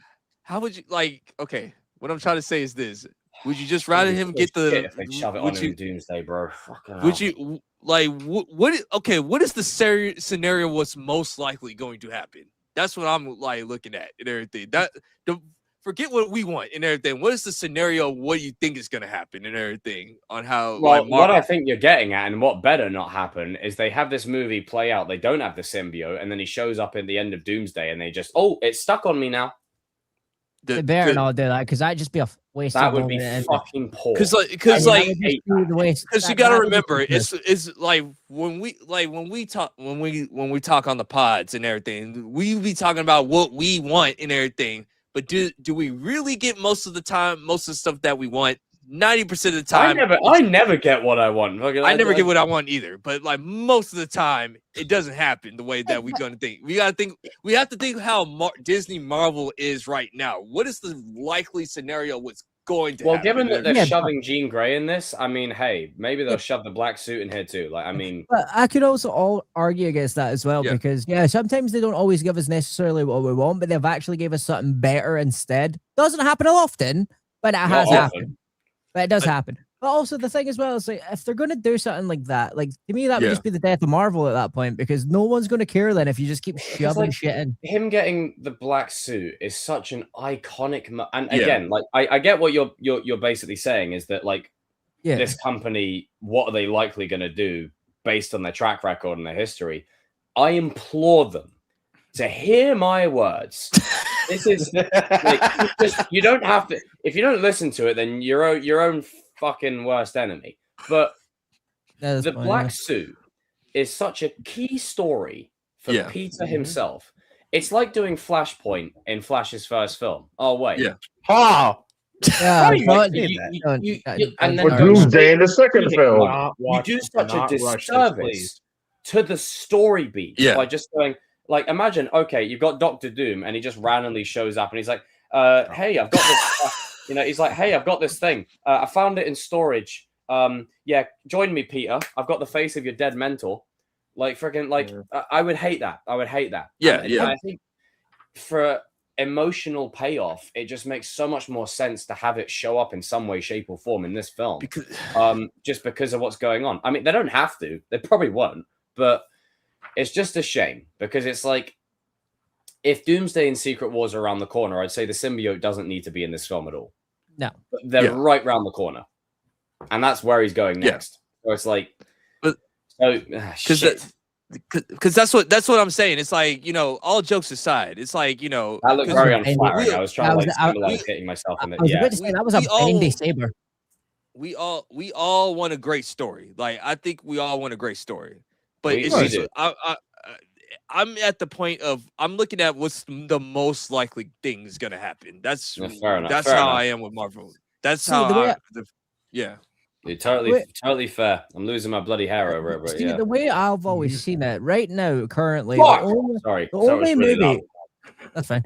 But the only thing right now that Marvel has been getting right has been Spider-Man. So if they legitimately find a way to eventually screw that up, the universe is dead because he's the only one that keeps it going right now. Because let's be real, other than that, and obviously the hope that the new X-Men and the new Fantastic Four and all this stuff is going to be great.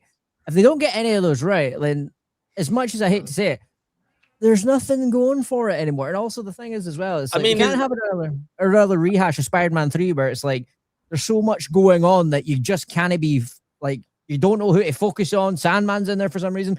Venom's there. Then this guy's in there. Like, we don't want that shit again. Just the way you said it.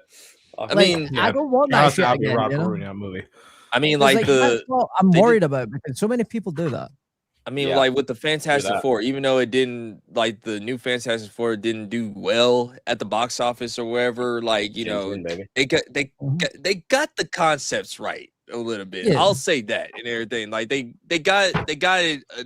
I'm not even a Fantastic Four fan like that, but even I can like see that they did pretty good. No, it's just like got 3/4 of the characters right. I want to. Believe it or not. Don't even mention that person's name. Don't even mention that movie. That's just a service to movies. Believe it or not, I want this to do good or whatever. Like, despite what anybody thinks or whatever, I want. You want it to do good. Oh, you don't know? I want it to do good, man. Oh, you don't know? Like, you know. No, I'm just saying, like, despite with the thing with Danny, the Danny that you see on screen and everything. Danny, no. Do you know what this is? Hey, Danny, this is it's not who I am underneath, but what I do that defines me. You know, if he was to talk to me, if he was to talk to me like off screen and everything, you know, I'm not the same Danny as I am on here. So wait. I'm just saying, you know, all jokes aside or whatever, like, you know, maybe, like all jokes aside, like we're all movie fans. Okay. Like real talk, we're all movie fans and we all got strong opinions on how things are or whatever. We want this thing to do good. Like I want Spider-Man to do good.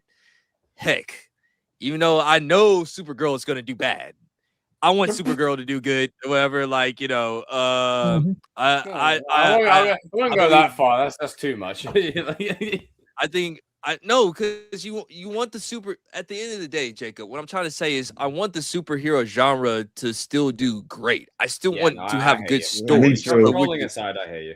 But we're not getting them. Like I don't know if you guys talked about DC already, but you know, like, you know, we're not gonna get one. Bring that up as well. This is why I do my stream for like the first hour, so it stays on topic, and then like the last back half is like cooler talk where we get into it. So go for it. Mm-hmm.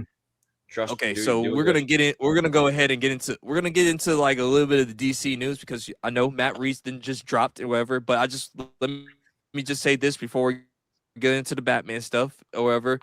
Like I want the superhero genre to do great. Okay, like, you know, I want Supergirl to actually be good or whatever. But I just know it's gonna be bad. Like I just know it. Like I've seen this before. Like the fact that you're putting out most of your trailers and like you're putting scenes inside your movie outside your trailer of them having dialogue, you know your movie's gonna be bad. Okay, like that's always been a trope. All right, and then also, you know, we got Clayface at the end. Okay, of the year. Clayface is going to be the savior of the DCU. Just remember that. Like, you know, savior of the DCU. Right? Remember. All right. Let's go ahead and talk about Matt Reeves. All right, like let's do it. Like, you know, oh, the good shit. Man. All right, great man, great man, actually knows great director, comic, great man. And you know what? I might watch Batman tomorrow. You know, fuck it. Like, do you know what I actually love? Just on a quick side note, this is probably a shout out to the Lego Batman game. But that "Kiss from a Rose" song is now, you know what, like Nickelback "Hero" is to Spider-Man. Yep. That's what this is. Yeah. Like that's the version of Batman. Kiss from a Rose. I don't know how, like, bro, I've watched that movie like probably 3 times in my life. I can be. Sorry. Fucking up. I've watched that movie like, what the fuck was that? I've watched it like 3 times in my life. Once when I realized, oh, there's another Batman film, and then I didn't get a chance to watch it again. One when I accidentally scrolled onto it while scrolling through TV channels, and one where I intentionally watched it and never again. So I completely forgot that this song was actually in the film, and now it's every edit of it. Like, bro, Adam, have you seen those Lego Batman edits where you've got like the dude playing the game? He's Batman. And he throws Robin off of a fucking building, and it just starts saying, "Baby, I can beg you to a kiss from a rose, from the rose, from the grave." Brilliant. Yeah, it is brilliant. Fly like an eagle. I Oh, love Batman that tune Forever. is sick. Yeah. Sorry, I'm adding that song to my playlist. Like an eagle. Oh, that song is so. I forgot about that. It's such a good tune. I always think the best way to like you know Space like Jam, compare. Space Jam. Yeah, Space Jam is great. Yeah, as the well. real Space Jam, not the yeah. No, that's whatever that other one was. But anyway, one of the things I actually War like. Machine. you can tell about the stark contrast between Matt Reeves and Marvel right now. All Matt Reeves has to do is post a still image, and the amount of hype that gets generated from that one still man image compared has to a aura. full Man, trailer from Marvel. I almost cried and tears other- of joy when I saw that image. I'm like, Yeah. we're All it said was about to take get one. some good shit. Oh wait, Take one. did you hear that Brian Oh. that Brian Tyree Henry might be playing Two-Face and Sebastian? nah, Stan? I don't believe nah, that. nah, It's we- at the I end don't of the believe it letter, either. I it's just- like that man is. I don't believe it no either. ink Okay, on let's this. okay, let's do it. No. Okay. All right, everybody. What he said, like New York. All right, what's your New take York. on it? Everybody go around. Like Okay. everybody go I don't around. believe it. All right. I don't believe it. Okay. If we're going round on that, I'm sorry. It came from a guy called Jeff Snyder that no one's ever heard of. Why would we Right. take that seriously? Okay, because I work, can someone verse me in what this is all about? Like, what's Basic- the context? Basically, there was just this random guy called Jeff Snyder that randomly just It's started always saying that someone these called people are- Snyder. It's Yeah, always he just started saying that this is all what's been rumored and stuff, and I don't even know who the guy is. I don't even know if he's verified. I don't know if he's actually got any sources. All I know is that people are running Oh, with by it. the way, his other scoops from He's the the Batman. same guy that were said that false as Robin well. was going to be in the. right. So you know how He for said as that long as Robin we've was gonna been be doing- in for as long as the we've been Batman doing too. this, right? The That's one the only thing I I've would want to be always true. talked about, let's talk about. Look at the source. Who's saying the source? If Deadline is reporting on it, think about it. If Variety is reporting on it, think about it. It doesn't mean that Entertainment they're Weekly. always right. Yeah. It's more of a Mhm. probability thing. Yeah. Yeah. If freaking Billy Bob's It's movie like a- blog is running with it, wait a minute. Like before Yeah. you start running your mouth with this rumor, like, just wait a second. Like we live in an age now where whatever I say is the truth. So guys, did you know that Superman, right? David Corenswet is actually in the Batman Part 2. He filmed a cameo, but it hasn't Really? been announced to the public yet. It hasn't been announced. And you watch, someone watching this is going to go, ooh, and then go make a video and then run with it. Yeah. Like, I that's totally don't know anyone that's done that the last few. Sorry. So, we live in a like society now where we think it's okay We just live to in a run with society. anything.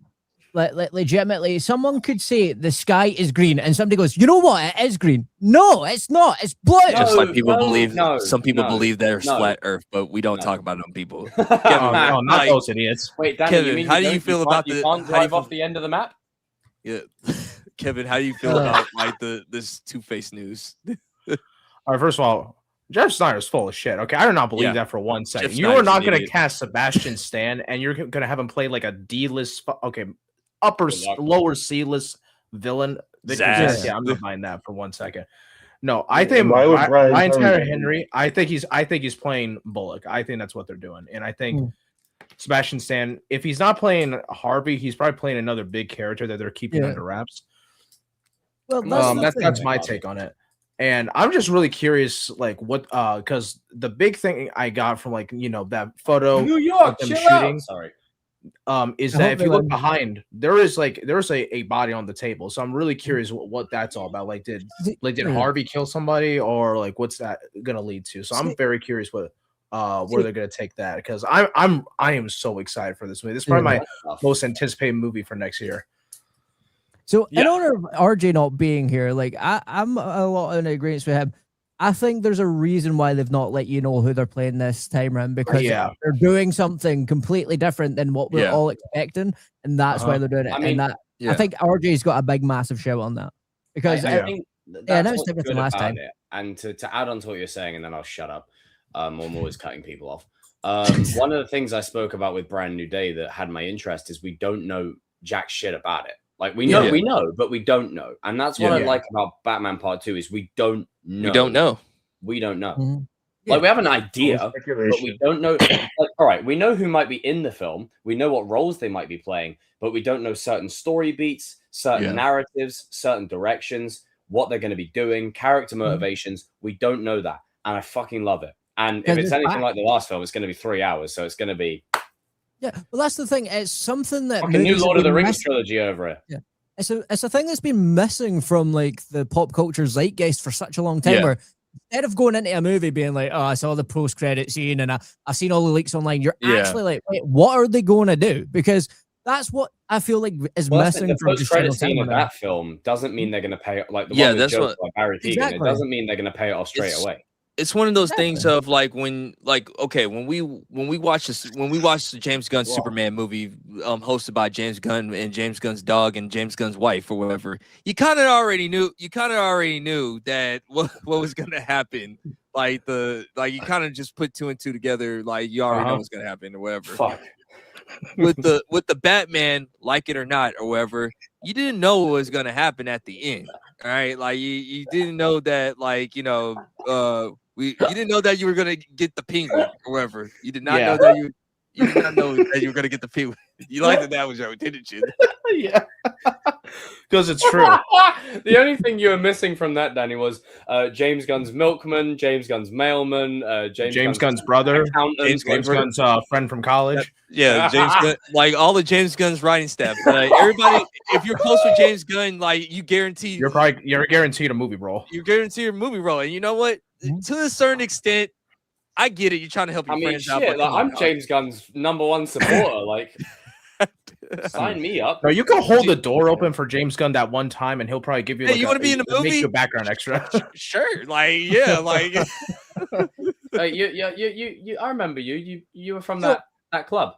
Could you collectively say that James Gunn is the superhero equivalent of Adam Sandler then? Because he always I was going to say Adam Sandler. Pretty much, dude. It's true. Yeah. Now I can't. That was funny.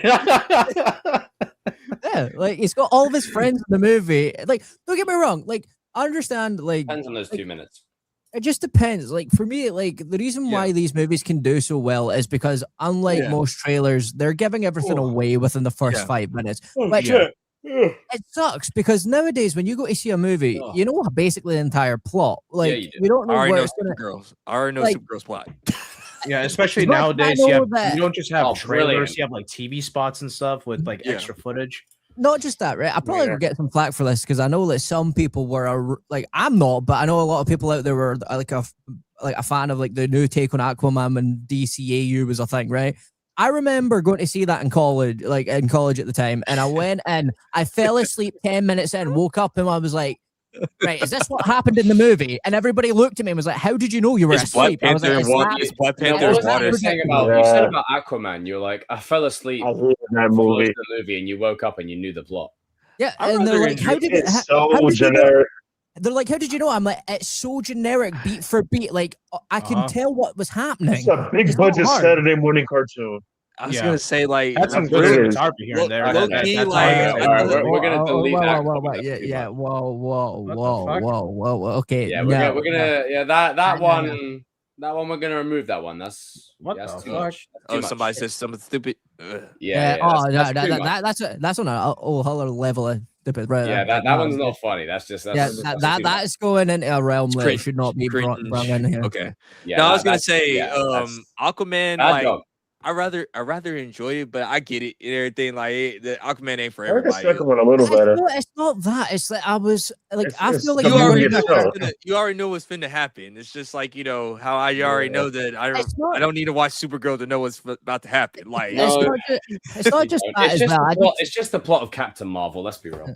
And it's not just that as well. I just don't feel like if you mean Guardians of the Galaxy.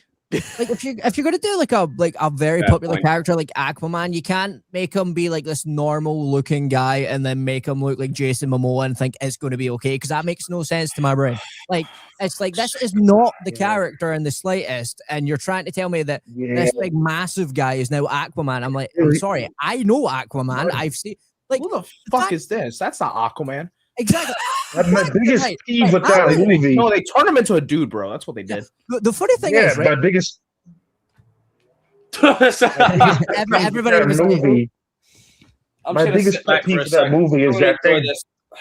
Carry on. My biggest pet peeve with that movie is that they didn't focus on him struggling to appeal to both his surface world side I and agree. his Yeah. under. Yeah, that's fair. Yeah, that's He fair. loves being Aquaman. That's not Aquaman. Like he's supposed to feel like a loser, and he doesn't Yeah. at all in that movie. Like even when he's a kid, he's like, "This is awesome." It's like that's not what you're supposed to feel. no, Mm. but see, the It's thing just is like as you- well, if Smallville, right, which is not even an actual proper Superman They show, did that good. get some better than the movie that's based on him. And That it's was what Alan made me a fan of Richardson Aquaman. playing him. Like it's Alan Richardson was- before he got buff, but he looks better as Yeah. a character. Like, come on, Yeah, you've got I to like. do He's something. what made me an Aquaman fan. I love his version. Yeah, Yeah. It's way exactly. cooler. Don't get me wrong. Like I'm no a big fan of the Oliver Queen that was in that. Like it was closer to the comic one, but it was also still bit like because Yeah.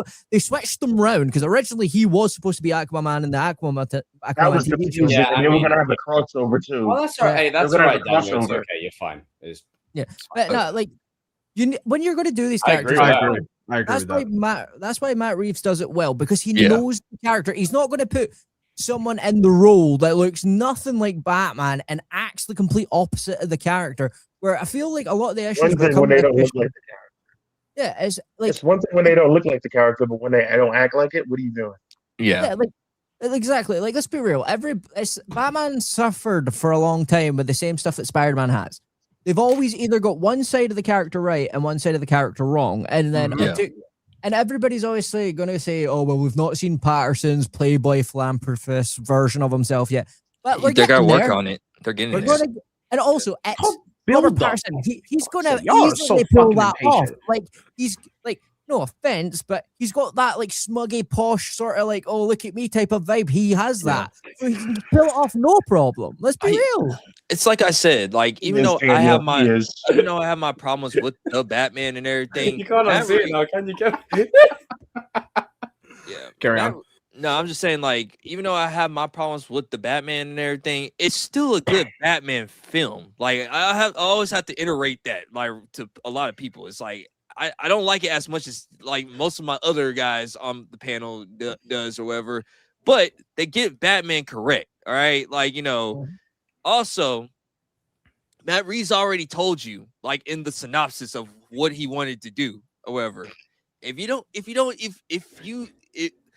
the director's giving you the answer, you just gotta accept the answer. All right, man. Mhm.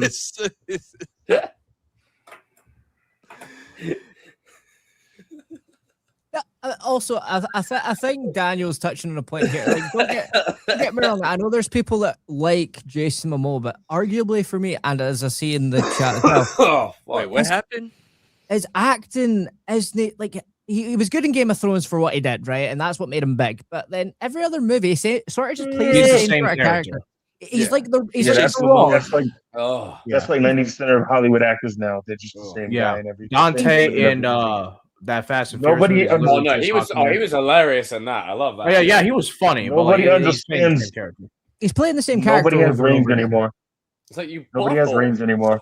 Yeah, like the range of like that's why I'm saying it's like me and Danny have said Val Kilmer got slept on as a Batman because he was able to perform the duality of that Yeah. character so phenomenally, but because he was in arguably not so great Silly written movie. Batman movie, people didn't really care for that take as much. But that's what we need. We need that range again. Like we Yeah, need I we agree. need something that can actually go for like play completely different like Yeah. sides of a character. Like, do it so believable that you can believe it's the one character. Where I feel Yeah. like it's the same with like Thor, for example. He started off really great. He started off like the character, and then because they felt uncomfortable showing the original Thor, they made him a dumbass in Love and Thunder and like Ragnarok, and they had to. Yeah, it's funny, and he has funny Hemsworth moments. is a little better than Momoa. And then he's A a little better, cornball, like, and he's yes. a beta. It's like, ugh, this is not Thor. This is not Well, Thor. Fair Find enough, your but, niche like, and stick with it.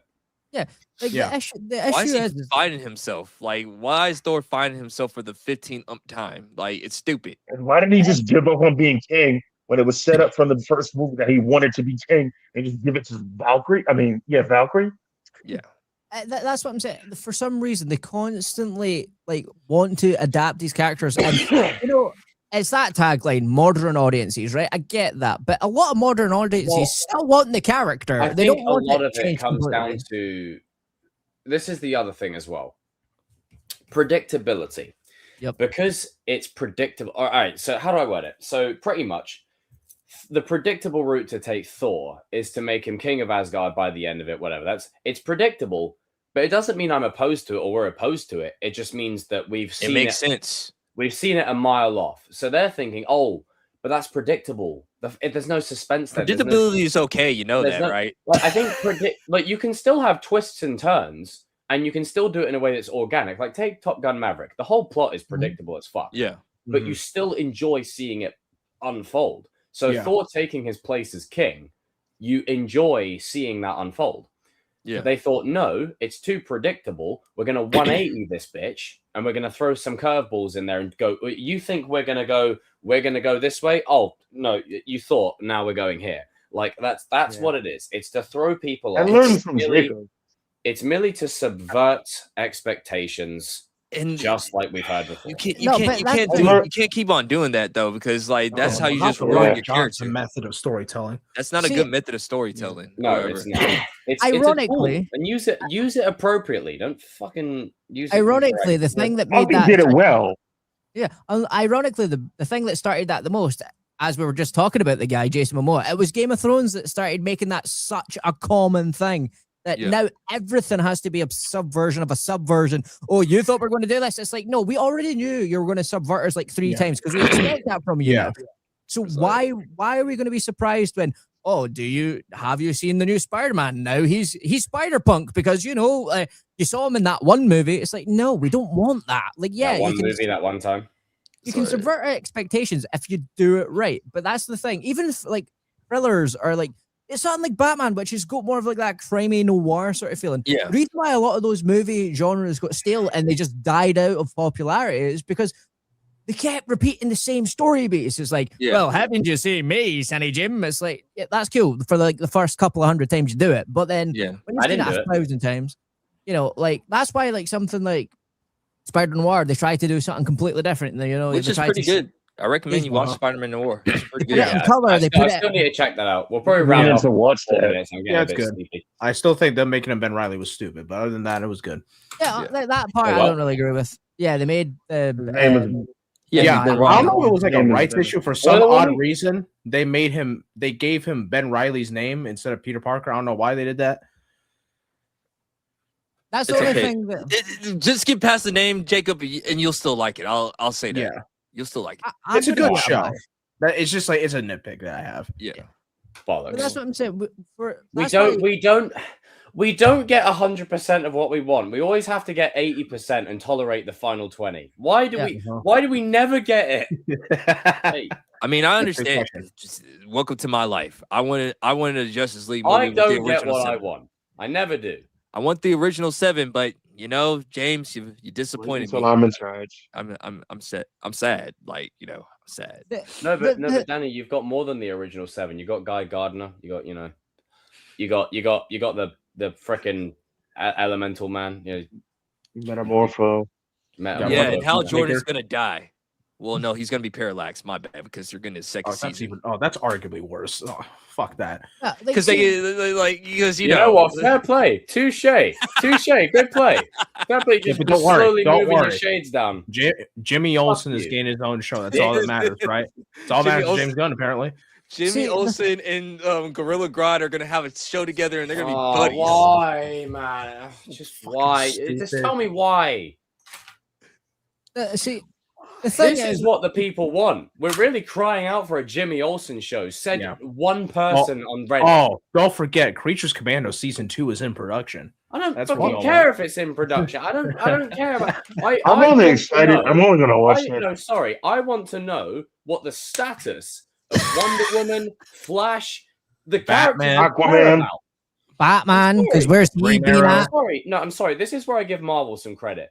Marvel is stronger with their extended roster outside of the main guys. DC is not. Like, we're DC fans, so we'll love like Black Adam, we'll like Shazam, we'll like all these people. Justice The casual Society. audience does not care. Yeah, They don't care. we get You all don't, these. you don't get the main 7 correct, you're fucked. They can't get the main Not 7. hard, man. But why is everyone got to make it so much more complex than it needs to be? I don't know. They can't do the main 7. They can never give us like a decent Robin or a Nightwing. They always have to jump past all these characters that everybody would actually love to see and give us like Condiment Man the movie. It's like why? The other issue, Condiment Man is going to get a movie before Justice Batman. Gang, before we've got the Justice League. We've got Guy Gardner before we've had Hal Jordan. We're skipping. Don't get me wrong. We're gonna get Damian Wayne before Dick Grayson. Yeah, but that's true. But no, one thing, the only thing I will say about Guy Gardner, I think the casting was great for him. I just think they put him in the wrong movie. He was way too early, but great casting because I actually like Nathan Fillion. He's great. He's great. He's great. He's amazing. Yeah, thank you, Garrett.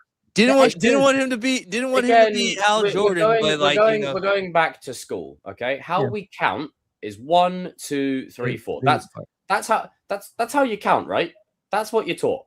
Yeah. The studios have an obsession of going 3 minus 5, 69, 102, 85, and back to 3. The thing is, and times 500. They want you times a million because they know that the fans want it. They don't want us to have it. That's just the thing. That's that's the story. At what some point can you start calling studios children then? Because it's like, I know you want this, but I'm not going to give you like, no, it's not a football, mate. Like, do you not want money? Do you not want money? Do you not want the success? No. What have I said in everything? It's getting ridiculous at this point. Like, don't get me wrong. That's why Matt Reeves can legitimately drop a still and everybody loses their collective mind because we know that by the time this movie drops, even if it is by next year, everybody's going to be there. Oh yeah, he reposted that image on his story the other day. Day one, everybody's lined up to go see that movie, just like how we brand new do. Day one. I'm gonna go watch this movie. I'm gonna watch. Like I'm there day one. I'm there opening night. Yeah, I will watch this movie. Like like I said, like I don't love the Batman, but the Batman is a solid Batman film, and I think you should always go check it out. However, but I'm more in love with the Penguin series. Like I love the Penguin. The Penguin show is amazing. The Penguin show, I like the Penguin show more than the Batman or whatever, because like I didn't fall asleep towards Penguin. Like Penguin was actually interested or whatever. And shout out to my girl Sophia Falcone. Like she a Batman Forever fan, part of the Batman Forever team. That's what's up. Like. Yeah, now, like for me, like that's the thing. It's like until we get people that actually want to write the characters correctly and want, not to constantly copy a comic book, but get it to a point where it's able to subvert, but at the same time be decent enough. Yeah, then we'll be eating good. But the issue is that too many people get involved in these movies. Like studio heads are like, yeah, I get it. The reason why they never brought Robin or Richard Grayson back, but it was because unfortunately. PTSD. Joel Schumacher decided to give it some weird undertone and write a whole novel about that undertone and made him like 20 years old. Like, that's not the character's fault. It's not that people didn't want to see that character. And this is why, and to your point, this is why I ragged on Sony with what they were doing with Kraven and Venom. Because the last iteration, right? Now, I'm going to say this, just bear with me. It's going to sound zesty as shit. The last context you have of a character is the last one that entered your mouth.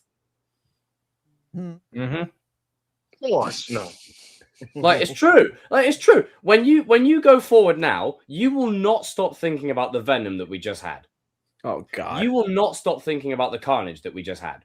Venom the last ass. What a you will not stop thinking about the freaking Craven that we've just had. people And will so- remember the most recent iteration of Yeah. that character. The damage that you do sticks, and then you have to redeem the character. Yeah, I mean, and to your point, or whatever, just going back to I could have Batman. worded it better, but shit, it's 1 Yeah, a.m. I It got made you you. laugh. It made you Yeah. guys laugh. It Yeah, made you it laugh. did. Yeah. Like, and to Adam's point, the reason why they haven't put a Robin back into screen is because they're scared of Batman and Robin. Man, I'm gonna buy Lego. Because And like, I'm just That saying was like this. 30 Listen, years ago. it's like Kevin said, it's 30 years ago.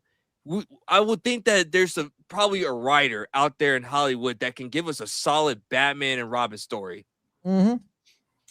But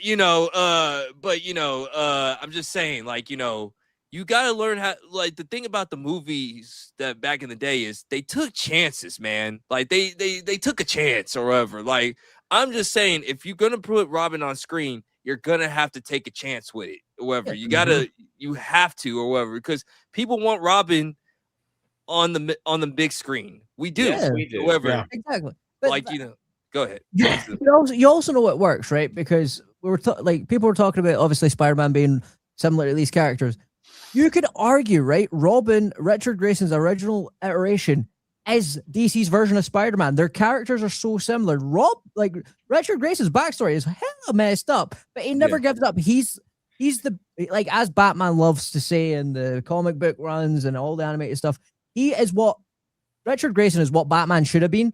And that's because he has the likeness of Peter Parker, where even in the darkest moments where he's lost everyone, he's fighting his own mentor half the time, he's still cracking whips. He's still having that hope and hold out for humanity. It's one of my that in a character. That's why I love Batman Forever or whatever.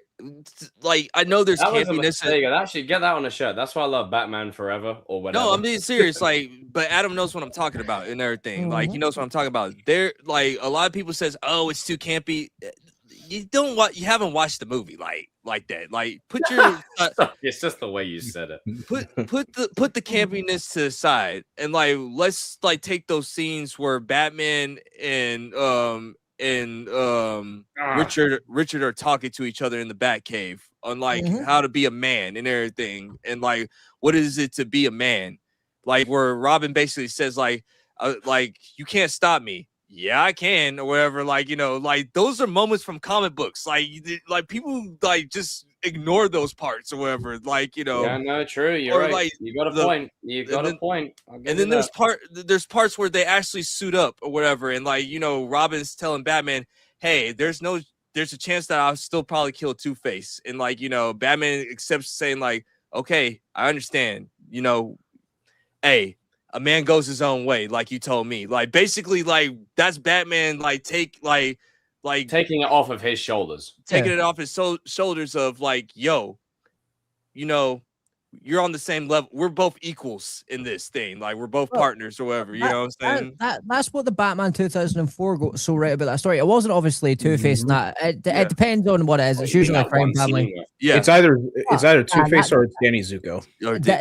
Yeah, but the difference was in that show, and even in the Batman animated series, he goes, "I can't stop you from doing what you do," but because he says that, Robin ultimately chooses to do the right thing. Yeah, and that is such an important rule. And see, showing that to someone who is sort of, needing that type of father figure, that type of advice that's out there. You know how powerful that is. To make the right choice. Exactly. It's showing that you can see them as an equal, even if they're younger. Because some people, I agree with you. Because too many people feel, especially growing up, I know, like, when you grow up, you spend so much time trying to grow up too quick, where Batman's not wanting them to grow up too quick. He's like, yeah, you can make this adult decision and potentially ruin your life, or you could stay a kid and learn from this. This is still one of my favorite scenes of all time. Yeah. Sure. Lucky now, huh? Because, like, in Batman Forever, he was talking about, like, when he was first getting the Batmobile back into the Batcave, he was saying like, you're being reckless out there or whatever. He says like, well, I can join you. I could be your partner. He's like, no, like, nah, I'm not gonna let you do that, because you only want revenge. Revenge doesn't. What happens with revenge? You get me. Like, you don't want to be me. Like, you don't want to whatever. Like, that. And that's Yeah, what I no. love about those scenes in Batman Forever, like which are totally underrated, however. So And Well, that's I why agree with you. that's why I say Matt Reeves should be the one to give us Robin, because I Yeah. know he would do it correct, and also he Yeah. would do it in a way where the storyline would make sense. Because like that's what I'm saying. Either you can like the Batman Forever telling, or you could like the animated series version, or even the Batman 2004 retelling of that story. Where I Yeah. feel like those ones are really good examples of how you do it. With it, it's like you give Richard the choice of what he's going to do, and you do it in such a way, because like even in the animated series, like he was going around fighting fully grown adults in alleyways, Yeah. trying to figure out what happened to his mom and dad. Like you can have that arc. Yeah. There's a Robin's lot there. Reckoning. If you guys want to know what that episode is called, Robin's Reckoning, for anybody who Yeah. wants to go watch Batman the animated series or whatever. You need We'll like, definitely tack some more of this onto next week. I'll let you round it off just to bring it to a Go ahead. conclusion. Adam, Yeah. but carry on. Finish off your conclusion, Adam. Yeah. but that's what I'm saying. The reason why we're in the place we are now with superhero movies is because like how Batman would do with Richard, they're not allowing us to have that free reign to get what we like anymore. They're saying, no, you're going to get this and you're going to like it. And that's the problem. We need to stop putting people in charge that are going to try say, no, this is my vision. Like that's the reason the Zack Snyder verse didn't work, because he was like, my vision, Batman does this. My version, Superman does this. Punisher, Batman. Like, no, you don't do that. You get, and that's what happened with the X-Men or like all this sort of stuff. Like you would get good moments, but the reason why we never ultimately got what we were after is because they wanted to just make it their own vision. And trust me, don't get me wrong, you can do that with a character, but make it make sense. That's all you have to make it make sense. Yeah. I think we can end it on that note. And it can be summarized with that. So make it make sense. And if you're watching the X-Men films, remember every character besides Wolverine, Jean, Professor X, and Magneto, they were good in that movie that one time. There are characters other than Wolverine. No, Sabretooth appears in what, 3 films? He's only good in Origins Wolverine. That movie, that he was good in that one movie that one time. There you go. I've summarized the Fox X-Men universe perfectly with that now. Remember that one character did that thing? Yeah. Do you remember when Mystique was actually compelling in X-Men 2 that one time? Like, do you remember when frickin' Storm was compelling in that? Oh. You remember that one time where like Mystique was saying what's up to her son and told him never to hide and everything? Like, do you remember that? They didn't even acknowledge that. Do you remember that time where they actually gave Cyclops an actual literal role? Oh wait, no, because they don't want to do that. No, they don't want to, and it's a shame. Like at this point, like I'm not gonna lie, I'm not like the biggest like Cyclops fan in the world, but at this point, just give the boy. We gotta get Cyclops to shine. You know, come on. Remember when they killed Havoc off screen? Right. I've said it before and I'll say it again. He's not my favorite X-Men character. There's like 5 ahead of him. It's just he is the only one that has nothing.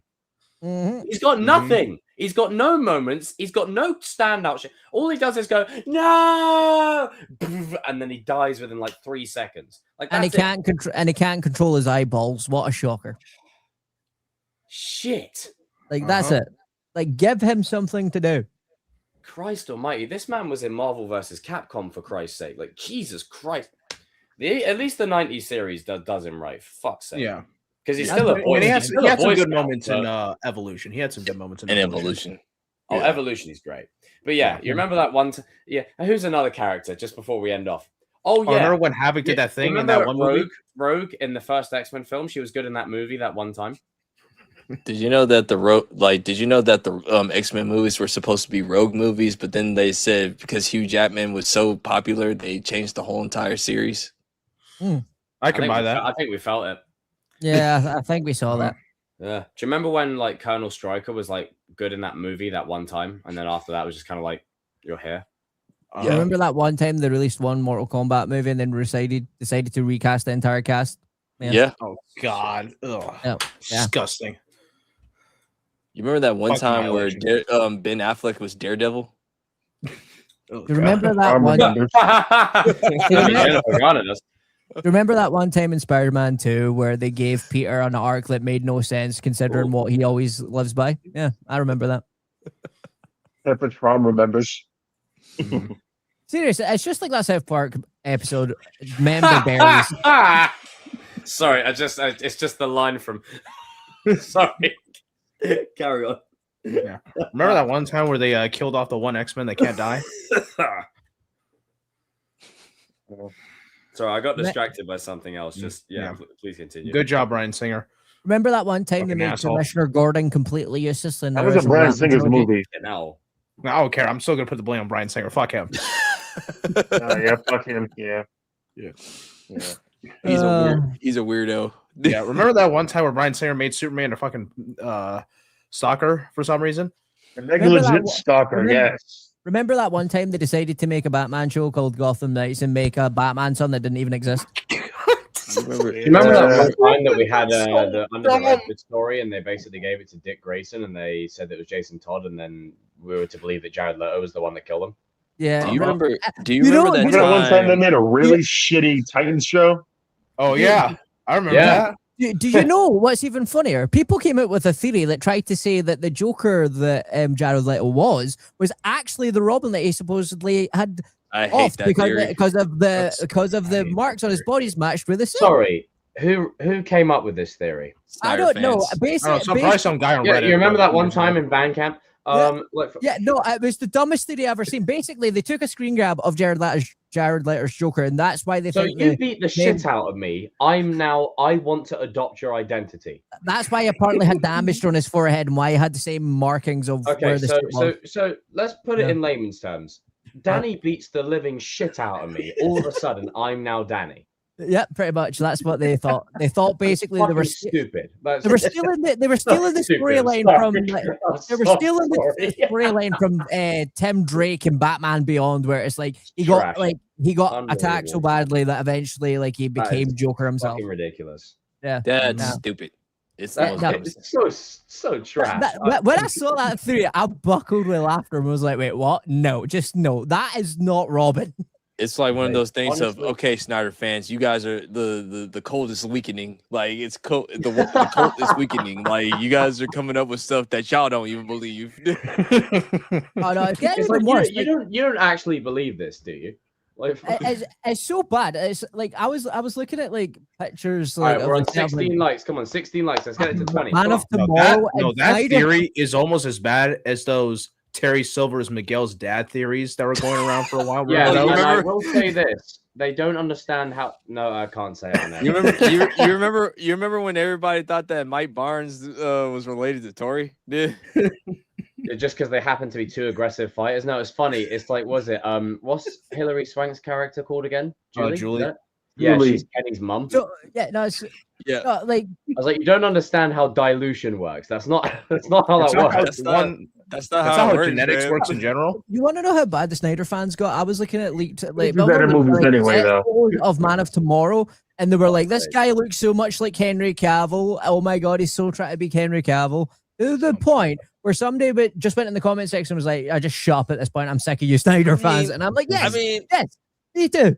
I mean, David Cornswell does look like a mini Henry Cavill, but dang, imagine that. A guy that looks like Superman looks like another guy that played Superman. Whoa! To that point, though, I will say he does look very specifically like Henry compared to get that, but that's the character. They look like the character. I know, but when you compare him to Brandon Ralph and Tyler Hoechlin, he looks exactly like Henry. He looks like Henry Cavill. That one has a bit of weight to it. That one has a bit of weight. That has a little bit of weight to him. Like, a little bit. I do think they overblew it, but I think it does have some small. It has some weight. Superman character can't have longer hair with a quiff. Yeah, but compare it to the other ones, they don't look like Henry Cavill. I get it that way, but the reason I don't want to give them too much credit. I honestly think he looks more like Christopher Reeves than Henry Cavill. I'll give them a small bit of credit. Small. Don't give them rope, man. They'll fucking take the whole thing. It's like they literally got the same hairstyle and everything. I'm like, ugh. It's mostly the jawline and the face shape. It's the jawline, yeah. You can't really help but your ultimately, at the end of the day, in summary, you give them an inch, they take a mile. That's that cult. Yeah. Or just the fact that they were calling Lex Luthor in his actual comic accurate suit Buzz Lightyear, and I'm like, dude, he does look like Buzz Lightyear. He does look like Buzz Lightyear. I'm not even gonna lie, dog. He does look like a Buzz Lightyear suit. Danny, that's the costume. I know, but still. I want to know now. I'm I sorry. want to know what Yeah, Lex exactly. does. This one Hey, yo, Buzz Kevin, Lightyear. can you make that as an edit or something, please? Yeah. Dude, I'm not. I get it, Dude, but like, it existed I'm before not gonna Buzz lie. Lightyear, Yo, so that's even did you funny. see what they were filming? Like, Superman was beating the It looks dog like shit. it looks out like of him. I Master wanna- Chief Hey, Mr. nah, Buzz Lightyear, man bro. said he looks like Buzz Lightyear. That is crazy. I mean, it's not far off, I don't but still. understand. I don't understand it's that. not as an far off though. I know, but I don't understand that as an insult, though. Because to me, right? To infinity and beyond. No, Right, they're gonna. Now Tim Allen's gonna be in the movie. Right. Let's be real, right? I can see people's point, right? I can, but let's be real. Why is it that when Stark like Command, Buzz go to Light- Stark why, Command. why was it when Buzz Lightyear became a thing or Master Chief? Why did no one make the same joke when it came to Lex Luthor? Because Lex Luthor's suit has been older than both of them. I understand, but still, like, it's just funny, bro. I can't lie. I didn't expect to hear that today. Fucking hell. Yeah. Lex It's Luthor like- is Buzz I'm looking Lightyear. because you want to try to get comment accurate, right? You're trying to get comment accurate. It looks like a Spy Kid from Spy Kid 3 then, because that's Bro. similar. It's like you want to get comment accurate, but due to it being comment accurate, it like as soon as the comparison happens, I can't unsee it now, bro. Like, Nah, they said he looks like Buzz Lightyear. to infinity and beyond. That's the best. That's the best thing I've heard in a Star long Command, time. come Holy into Star shit. Command. We're going to take down the Emperor's Star Command. That's That's fucking marvelous. Yeah, I'm but- sorry. That's made my day. I get it. Like, It's still better than Jesse Eisenberg, though. Oh, Yeah. oh god. that was not Lex Luthor. I'm sorry. I don't know what bring that up was. that shit. That was not Lex Luthor. I don't know what that dweeby guy was. That wasn't Lex Luthor. I'm sorry. No, It's like- it wasn't. It was You someone. don't want to get in a fight. You don't want to get in No. a fight with that guy. Like he has a massively good hand strength. Like whatever that means. Like Who is this supposed to be? It's, This is it's the like Lex Luthor I know. they took Lex Luthor's ball sack and they just snipped it off. Mhm. No, it makes no sense. The Riddler first time you looking see ass. Lex Luthor, he's got hair like me, and all of a sudden, it's and like that's the a thing. physical I'm challenge. glad you said that. Which one of it was? He would have made a great Riddler. I agree. Mhm. No, he'd have been a great Riddler. yeah. Miscast like- completely. Why is It's it that like- they always miscast the wrong actors Because- in the He would have they're- been so it's the right fucking actors good in as the the wrong Riddler, role. man. Because the thing is, like with the Paul Dano one, man, it's like he's just a psychopath. I like that like, one. I don't. I know you have your feelings. I know. It's not Edward Nigma, man. Like that's what I'm getting at. Anytime- It's like One time, Robin Williams was going to play him. Yeah. Robin Williams was going to play the Riddler one time. I Oh, I know. wouldn't yeah, like to that's see what I that. was To be gonna fair, happen. did you see that Marlon Wayans was apparently like up for the running for He's going to be Robin. Yeah. And I was Yeah, like, and he was going to be a I would've- mechanic. I would have loved to see it just to Would've see been- what they would have done. Hell but no. still. That was the plan, apparently. I would have been. Hell no. I'm the first one to tell you, hell no. Yeah. They He would've been kind a of did mechanic. do it in You a wouldn't want tie-in to see it, comic. Danny? Yeah. You wouldn't want to see it, is what you're saying. Hell no. It's not Robin. And then you get Marlon Wayans out of everybody. Like, I'm sorry. Like, no. I no. love what Batman we did. for. It would have been Batman. That Tim Burton Batman movie would have been worse than Batman Forever. What are we talking about? Cool. Yeah, but let's be Well, are real. you sure though? Because the thing is, as well, it's like when it comes to, like, for example, when you look at, like, I still to this day, right? I know it's an unpopular theory, but you see, when I seen Cillian Murphy play like Bruce, don't get me wrong, I don't think he would have been a good Batman, but see, as Bruce, it was quite phenomenal, like, and you know, Oh, yeah, he his did very good- audition. Yeah. Yeah, he did. Yeah, very good. He was an great. amazing. He was scarecrow. great as Bruce. He was Like, a great scarecrow. Don't get me wrong, but it would have been. But we could interesting to see that. understand him. Yeah, you could actually make out his voice. We can understand the Batman. Like, you know, Where are I'm they? not biting. That's bait. I'm Lay not off the biting cigarettes, that. Batman. He didn't It's sound like- like a death metal singer. he's like, where are they? he literally said like, where are the drugs? Where are the drugs at? Swear to me. No, It's funny, just that- because that's- Cillian oh Murphy my just- God. Like Jesus. Like Cillian Murphy was just too short to be Batman, to be honest with you. Like, you know, he just Yeah. didn't have Yeah, the I feel like There's something Christian called Bale- left Christian mate. Bale's You put him Batman in is his better when shoes. he's not. Christian Bale's Batman is better when he's not talking. Uh-huh. Yeah. Don't get me wrong. Like Batman Begins was a strong start, but for me, then I just don't understand what happened. It's like the voice got even worse. Like somebody's actually made him made that version of Batman like a metal singer. They've put his voice to metal music, and it works. That mask was too small. I'm sorry. Like his head looked like it was about to pop out of that mask. Hey! I gotta give pads while simulataneously looking like he's wearing a hockey pad. I gotta give Zack Snyder one thing. He made sure. No, we already gave him an inch. He got the voice modulator just to take a. Okay, I'll give it. I don't care. That's still dumb. I don't want Batman with a voice modulator. I think that's okay. Like, no, it's not okay. He was making fun of. I'm starting to bet Danny. No. Shut up, no. He was making fun of Christian Bale's Batman, bro. Batman. No. He was making fun of Christian Bale Batman, man. No. That's why I laughed at it. I don't care. It's still dumb. No. Batman does not have a voice modulator. It doesn't sound like a death metal singer. It's just a slightly deepened voice, just like Superman. No. Oh man, I ain't giving you that, Danny. I'm sorry. You can. That's fine. Like, it doesn't matter to me. I think it's just funny. Like, they were making fun of the Batman rocking a boot with a voice changer like Ghostface. Nah, sorry, no happening. They were making fun of they were making fun of the Dark Knight trilogy. It's like, oh yeah, let's make fun of the Dark Knight trilogy whilst you have Batman pure impaling people with a bow and arrow. Okay, yeah, cool. You can make fun of another series. I don't want them to recognize my voice. I'm gonna get a voice modulator. No. Oh, swear me. I would rather take a death metal voice line. Oh yeah, I used a modulator just for the sake of it. No, it's like oh man, it's funny. I think it's funny. Like I like Ben Affleck as Batman. Like yeah, his show was amazing. Rodney. All right, it was a good cast. I don't know about his trailer Batman. I'm sorry, he looked the part, but they could have done so much better with his character. Listen, there's some stuff that I like that Zack Snyder does. I like James Gunn stuff. It's like you can like both. That's how I see it, or whatever. But unless you're Kevin, like Kevin hates both of them. So like, I'm sorry, I will stand on this. I've never liked Zack Snyder, and I don't think I ever will when it comes to the DCU anyway. He cast Ezra Miller as the Flash, okay? Exactly. If you can't even cast the Flash right, there's something going wrong. Because it's not hard a character to cast. Also, he claimed to have written or he read Dark Knight Returns. No, he did. No, he didn't read Dark Knight Returns. He did not read that shit. He did not read that book. He has to make the hard choice when he was fighting the mutant and he killed him. No, he didn't. No, he didn't. He did not. Like, he did. If you actually read the story, he didn't. The only person he killed I can just see Kevin like. I can see Kevin just the only person Batman kills in that story is technically the Joker. Even then, I mainly blame that on the Joker because he snapped his own neck. Why do I feel like Kevin will pull up to Zack Snyder if like he's eating with his family or whatever? Like Zack. I'm glad that I got to see you.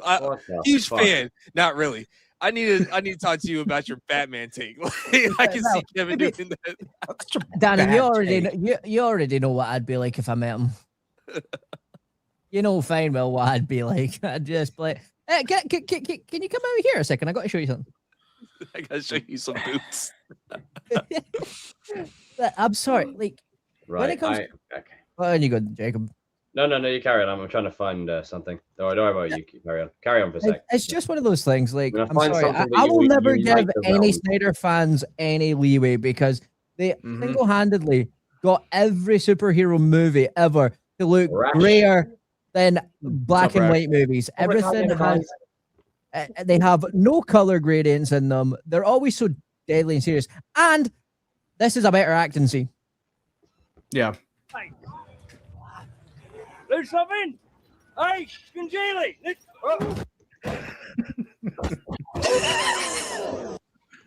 Ooh. Got it. This is what I'm saying. This is better acting than half of the Snyderverse. Eh? Have you slimy git? Git. Hello, no. I got a jar of I have a jar of dirt. I got a jar of dirt. Jar of dirt. I guess was a Nah. This is Adam's true Scottish representation right here. Don't. No. To be fair, I'd take Johnny Depp being Captain Jack more Scottish than most Scottish actors. To be fair, because he sounded. Oh man. But no, I'm sorry. Like, I mean, when you look at the sorry, when you look at the Jesus, what the fuck was that? My voice fucking seized up. God damn.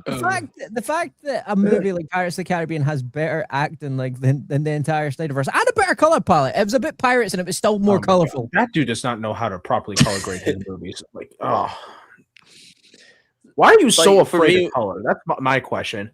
For me, like when it comes to action, I don't care what anybody says. Man of Steel is one of the ugliest looking movies I've ever seen in my life.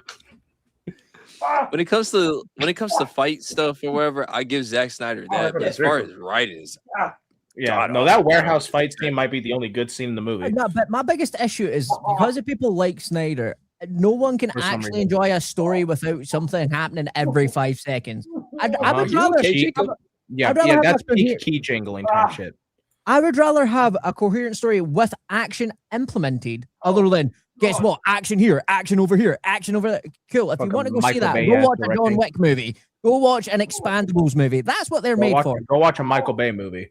Last Action Hero by Arnold. You know, watch those types of movies. I don't want to be watching my superhero movies every 2 minutes. Where like that was one of my biggest concerns about most of the Batman movies. It's like Batman's a hard, awesome detective. Where's his detective work? He never detects anything. He just shows up out of the blue and goes, "Hi."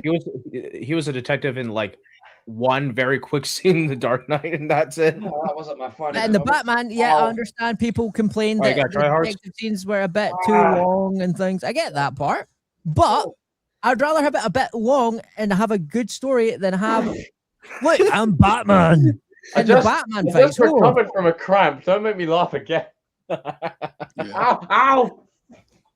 I think Jacob is about to die. I think we should go ahead and end the stream. It's because when I leant backwards, I fucking cramped up my leg. Oh, I hate when that. Oh man, you're getting old, man. It's long and You whatever. need a bit of salt, brother. You need a bit of salt. I agree, Garrett. I agree. What did Garrett say? Oh, Zack Snyder movies stink. Yeah. Oh fuck.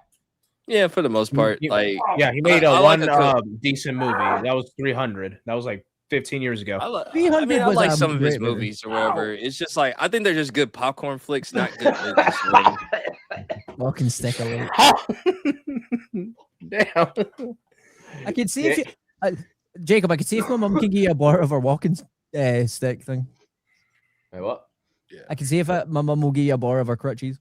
Oh, piss off. Fuck off. I had a cramp because of the way I was sitting, not because of my age. Jesus Christ. I'm only Unk. I'm not Gramps. Fucking up. Yeah. For fuck's sake. Yeah. Well, with I gotta go get some food. That's a good place to end, even though we were meant to end half an hour ago and we kept going. But that's what happens. That's what always happens. We go on a tangent and we just, keep going. And my legs fucking sore as shit. Shout out to Paris for joining, Adam, Danny, Kevin, myself, my legs seizing up. It all happened. Shit. Wow. Keep on hurting yourself, man. No, it was Kevin this time. It was Kevin. I didn't do it. I sometimes forget how small my room is. Ow! Oh, right, fucking on my leg. So in summary, we had Kevin stubbing his toe yesterday, and we have you cramping today. I'm not. No, do you know what I just got reminded of? The fucking Cramp Twins, that old TV show. Oh, Cramp Twins was awesome. I loved Cramp Twins. Cartoon Network. What a great series. Oh god. Yeah. Right. Okay, Danny, closing sentence. Don't do drugs and save your money from Supergirl. That's about it. Like, fuck yeah. Paris, closing sentence or word or statement.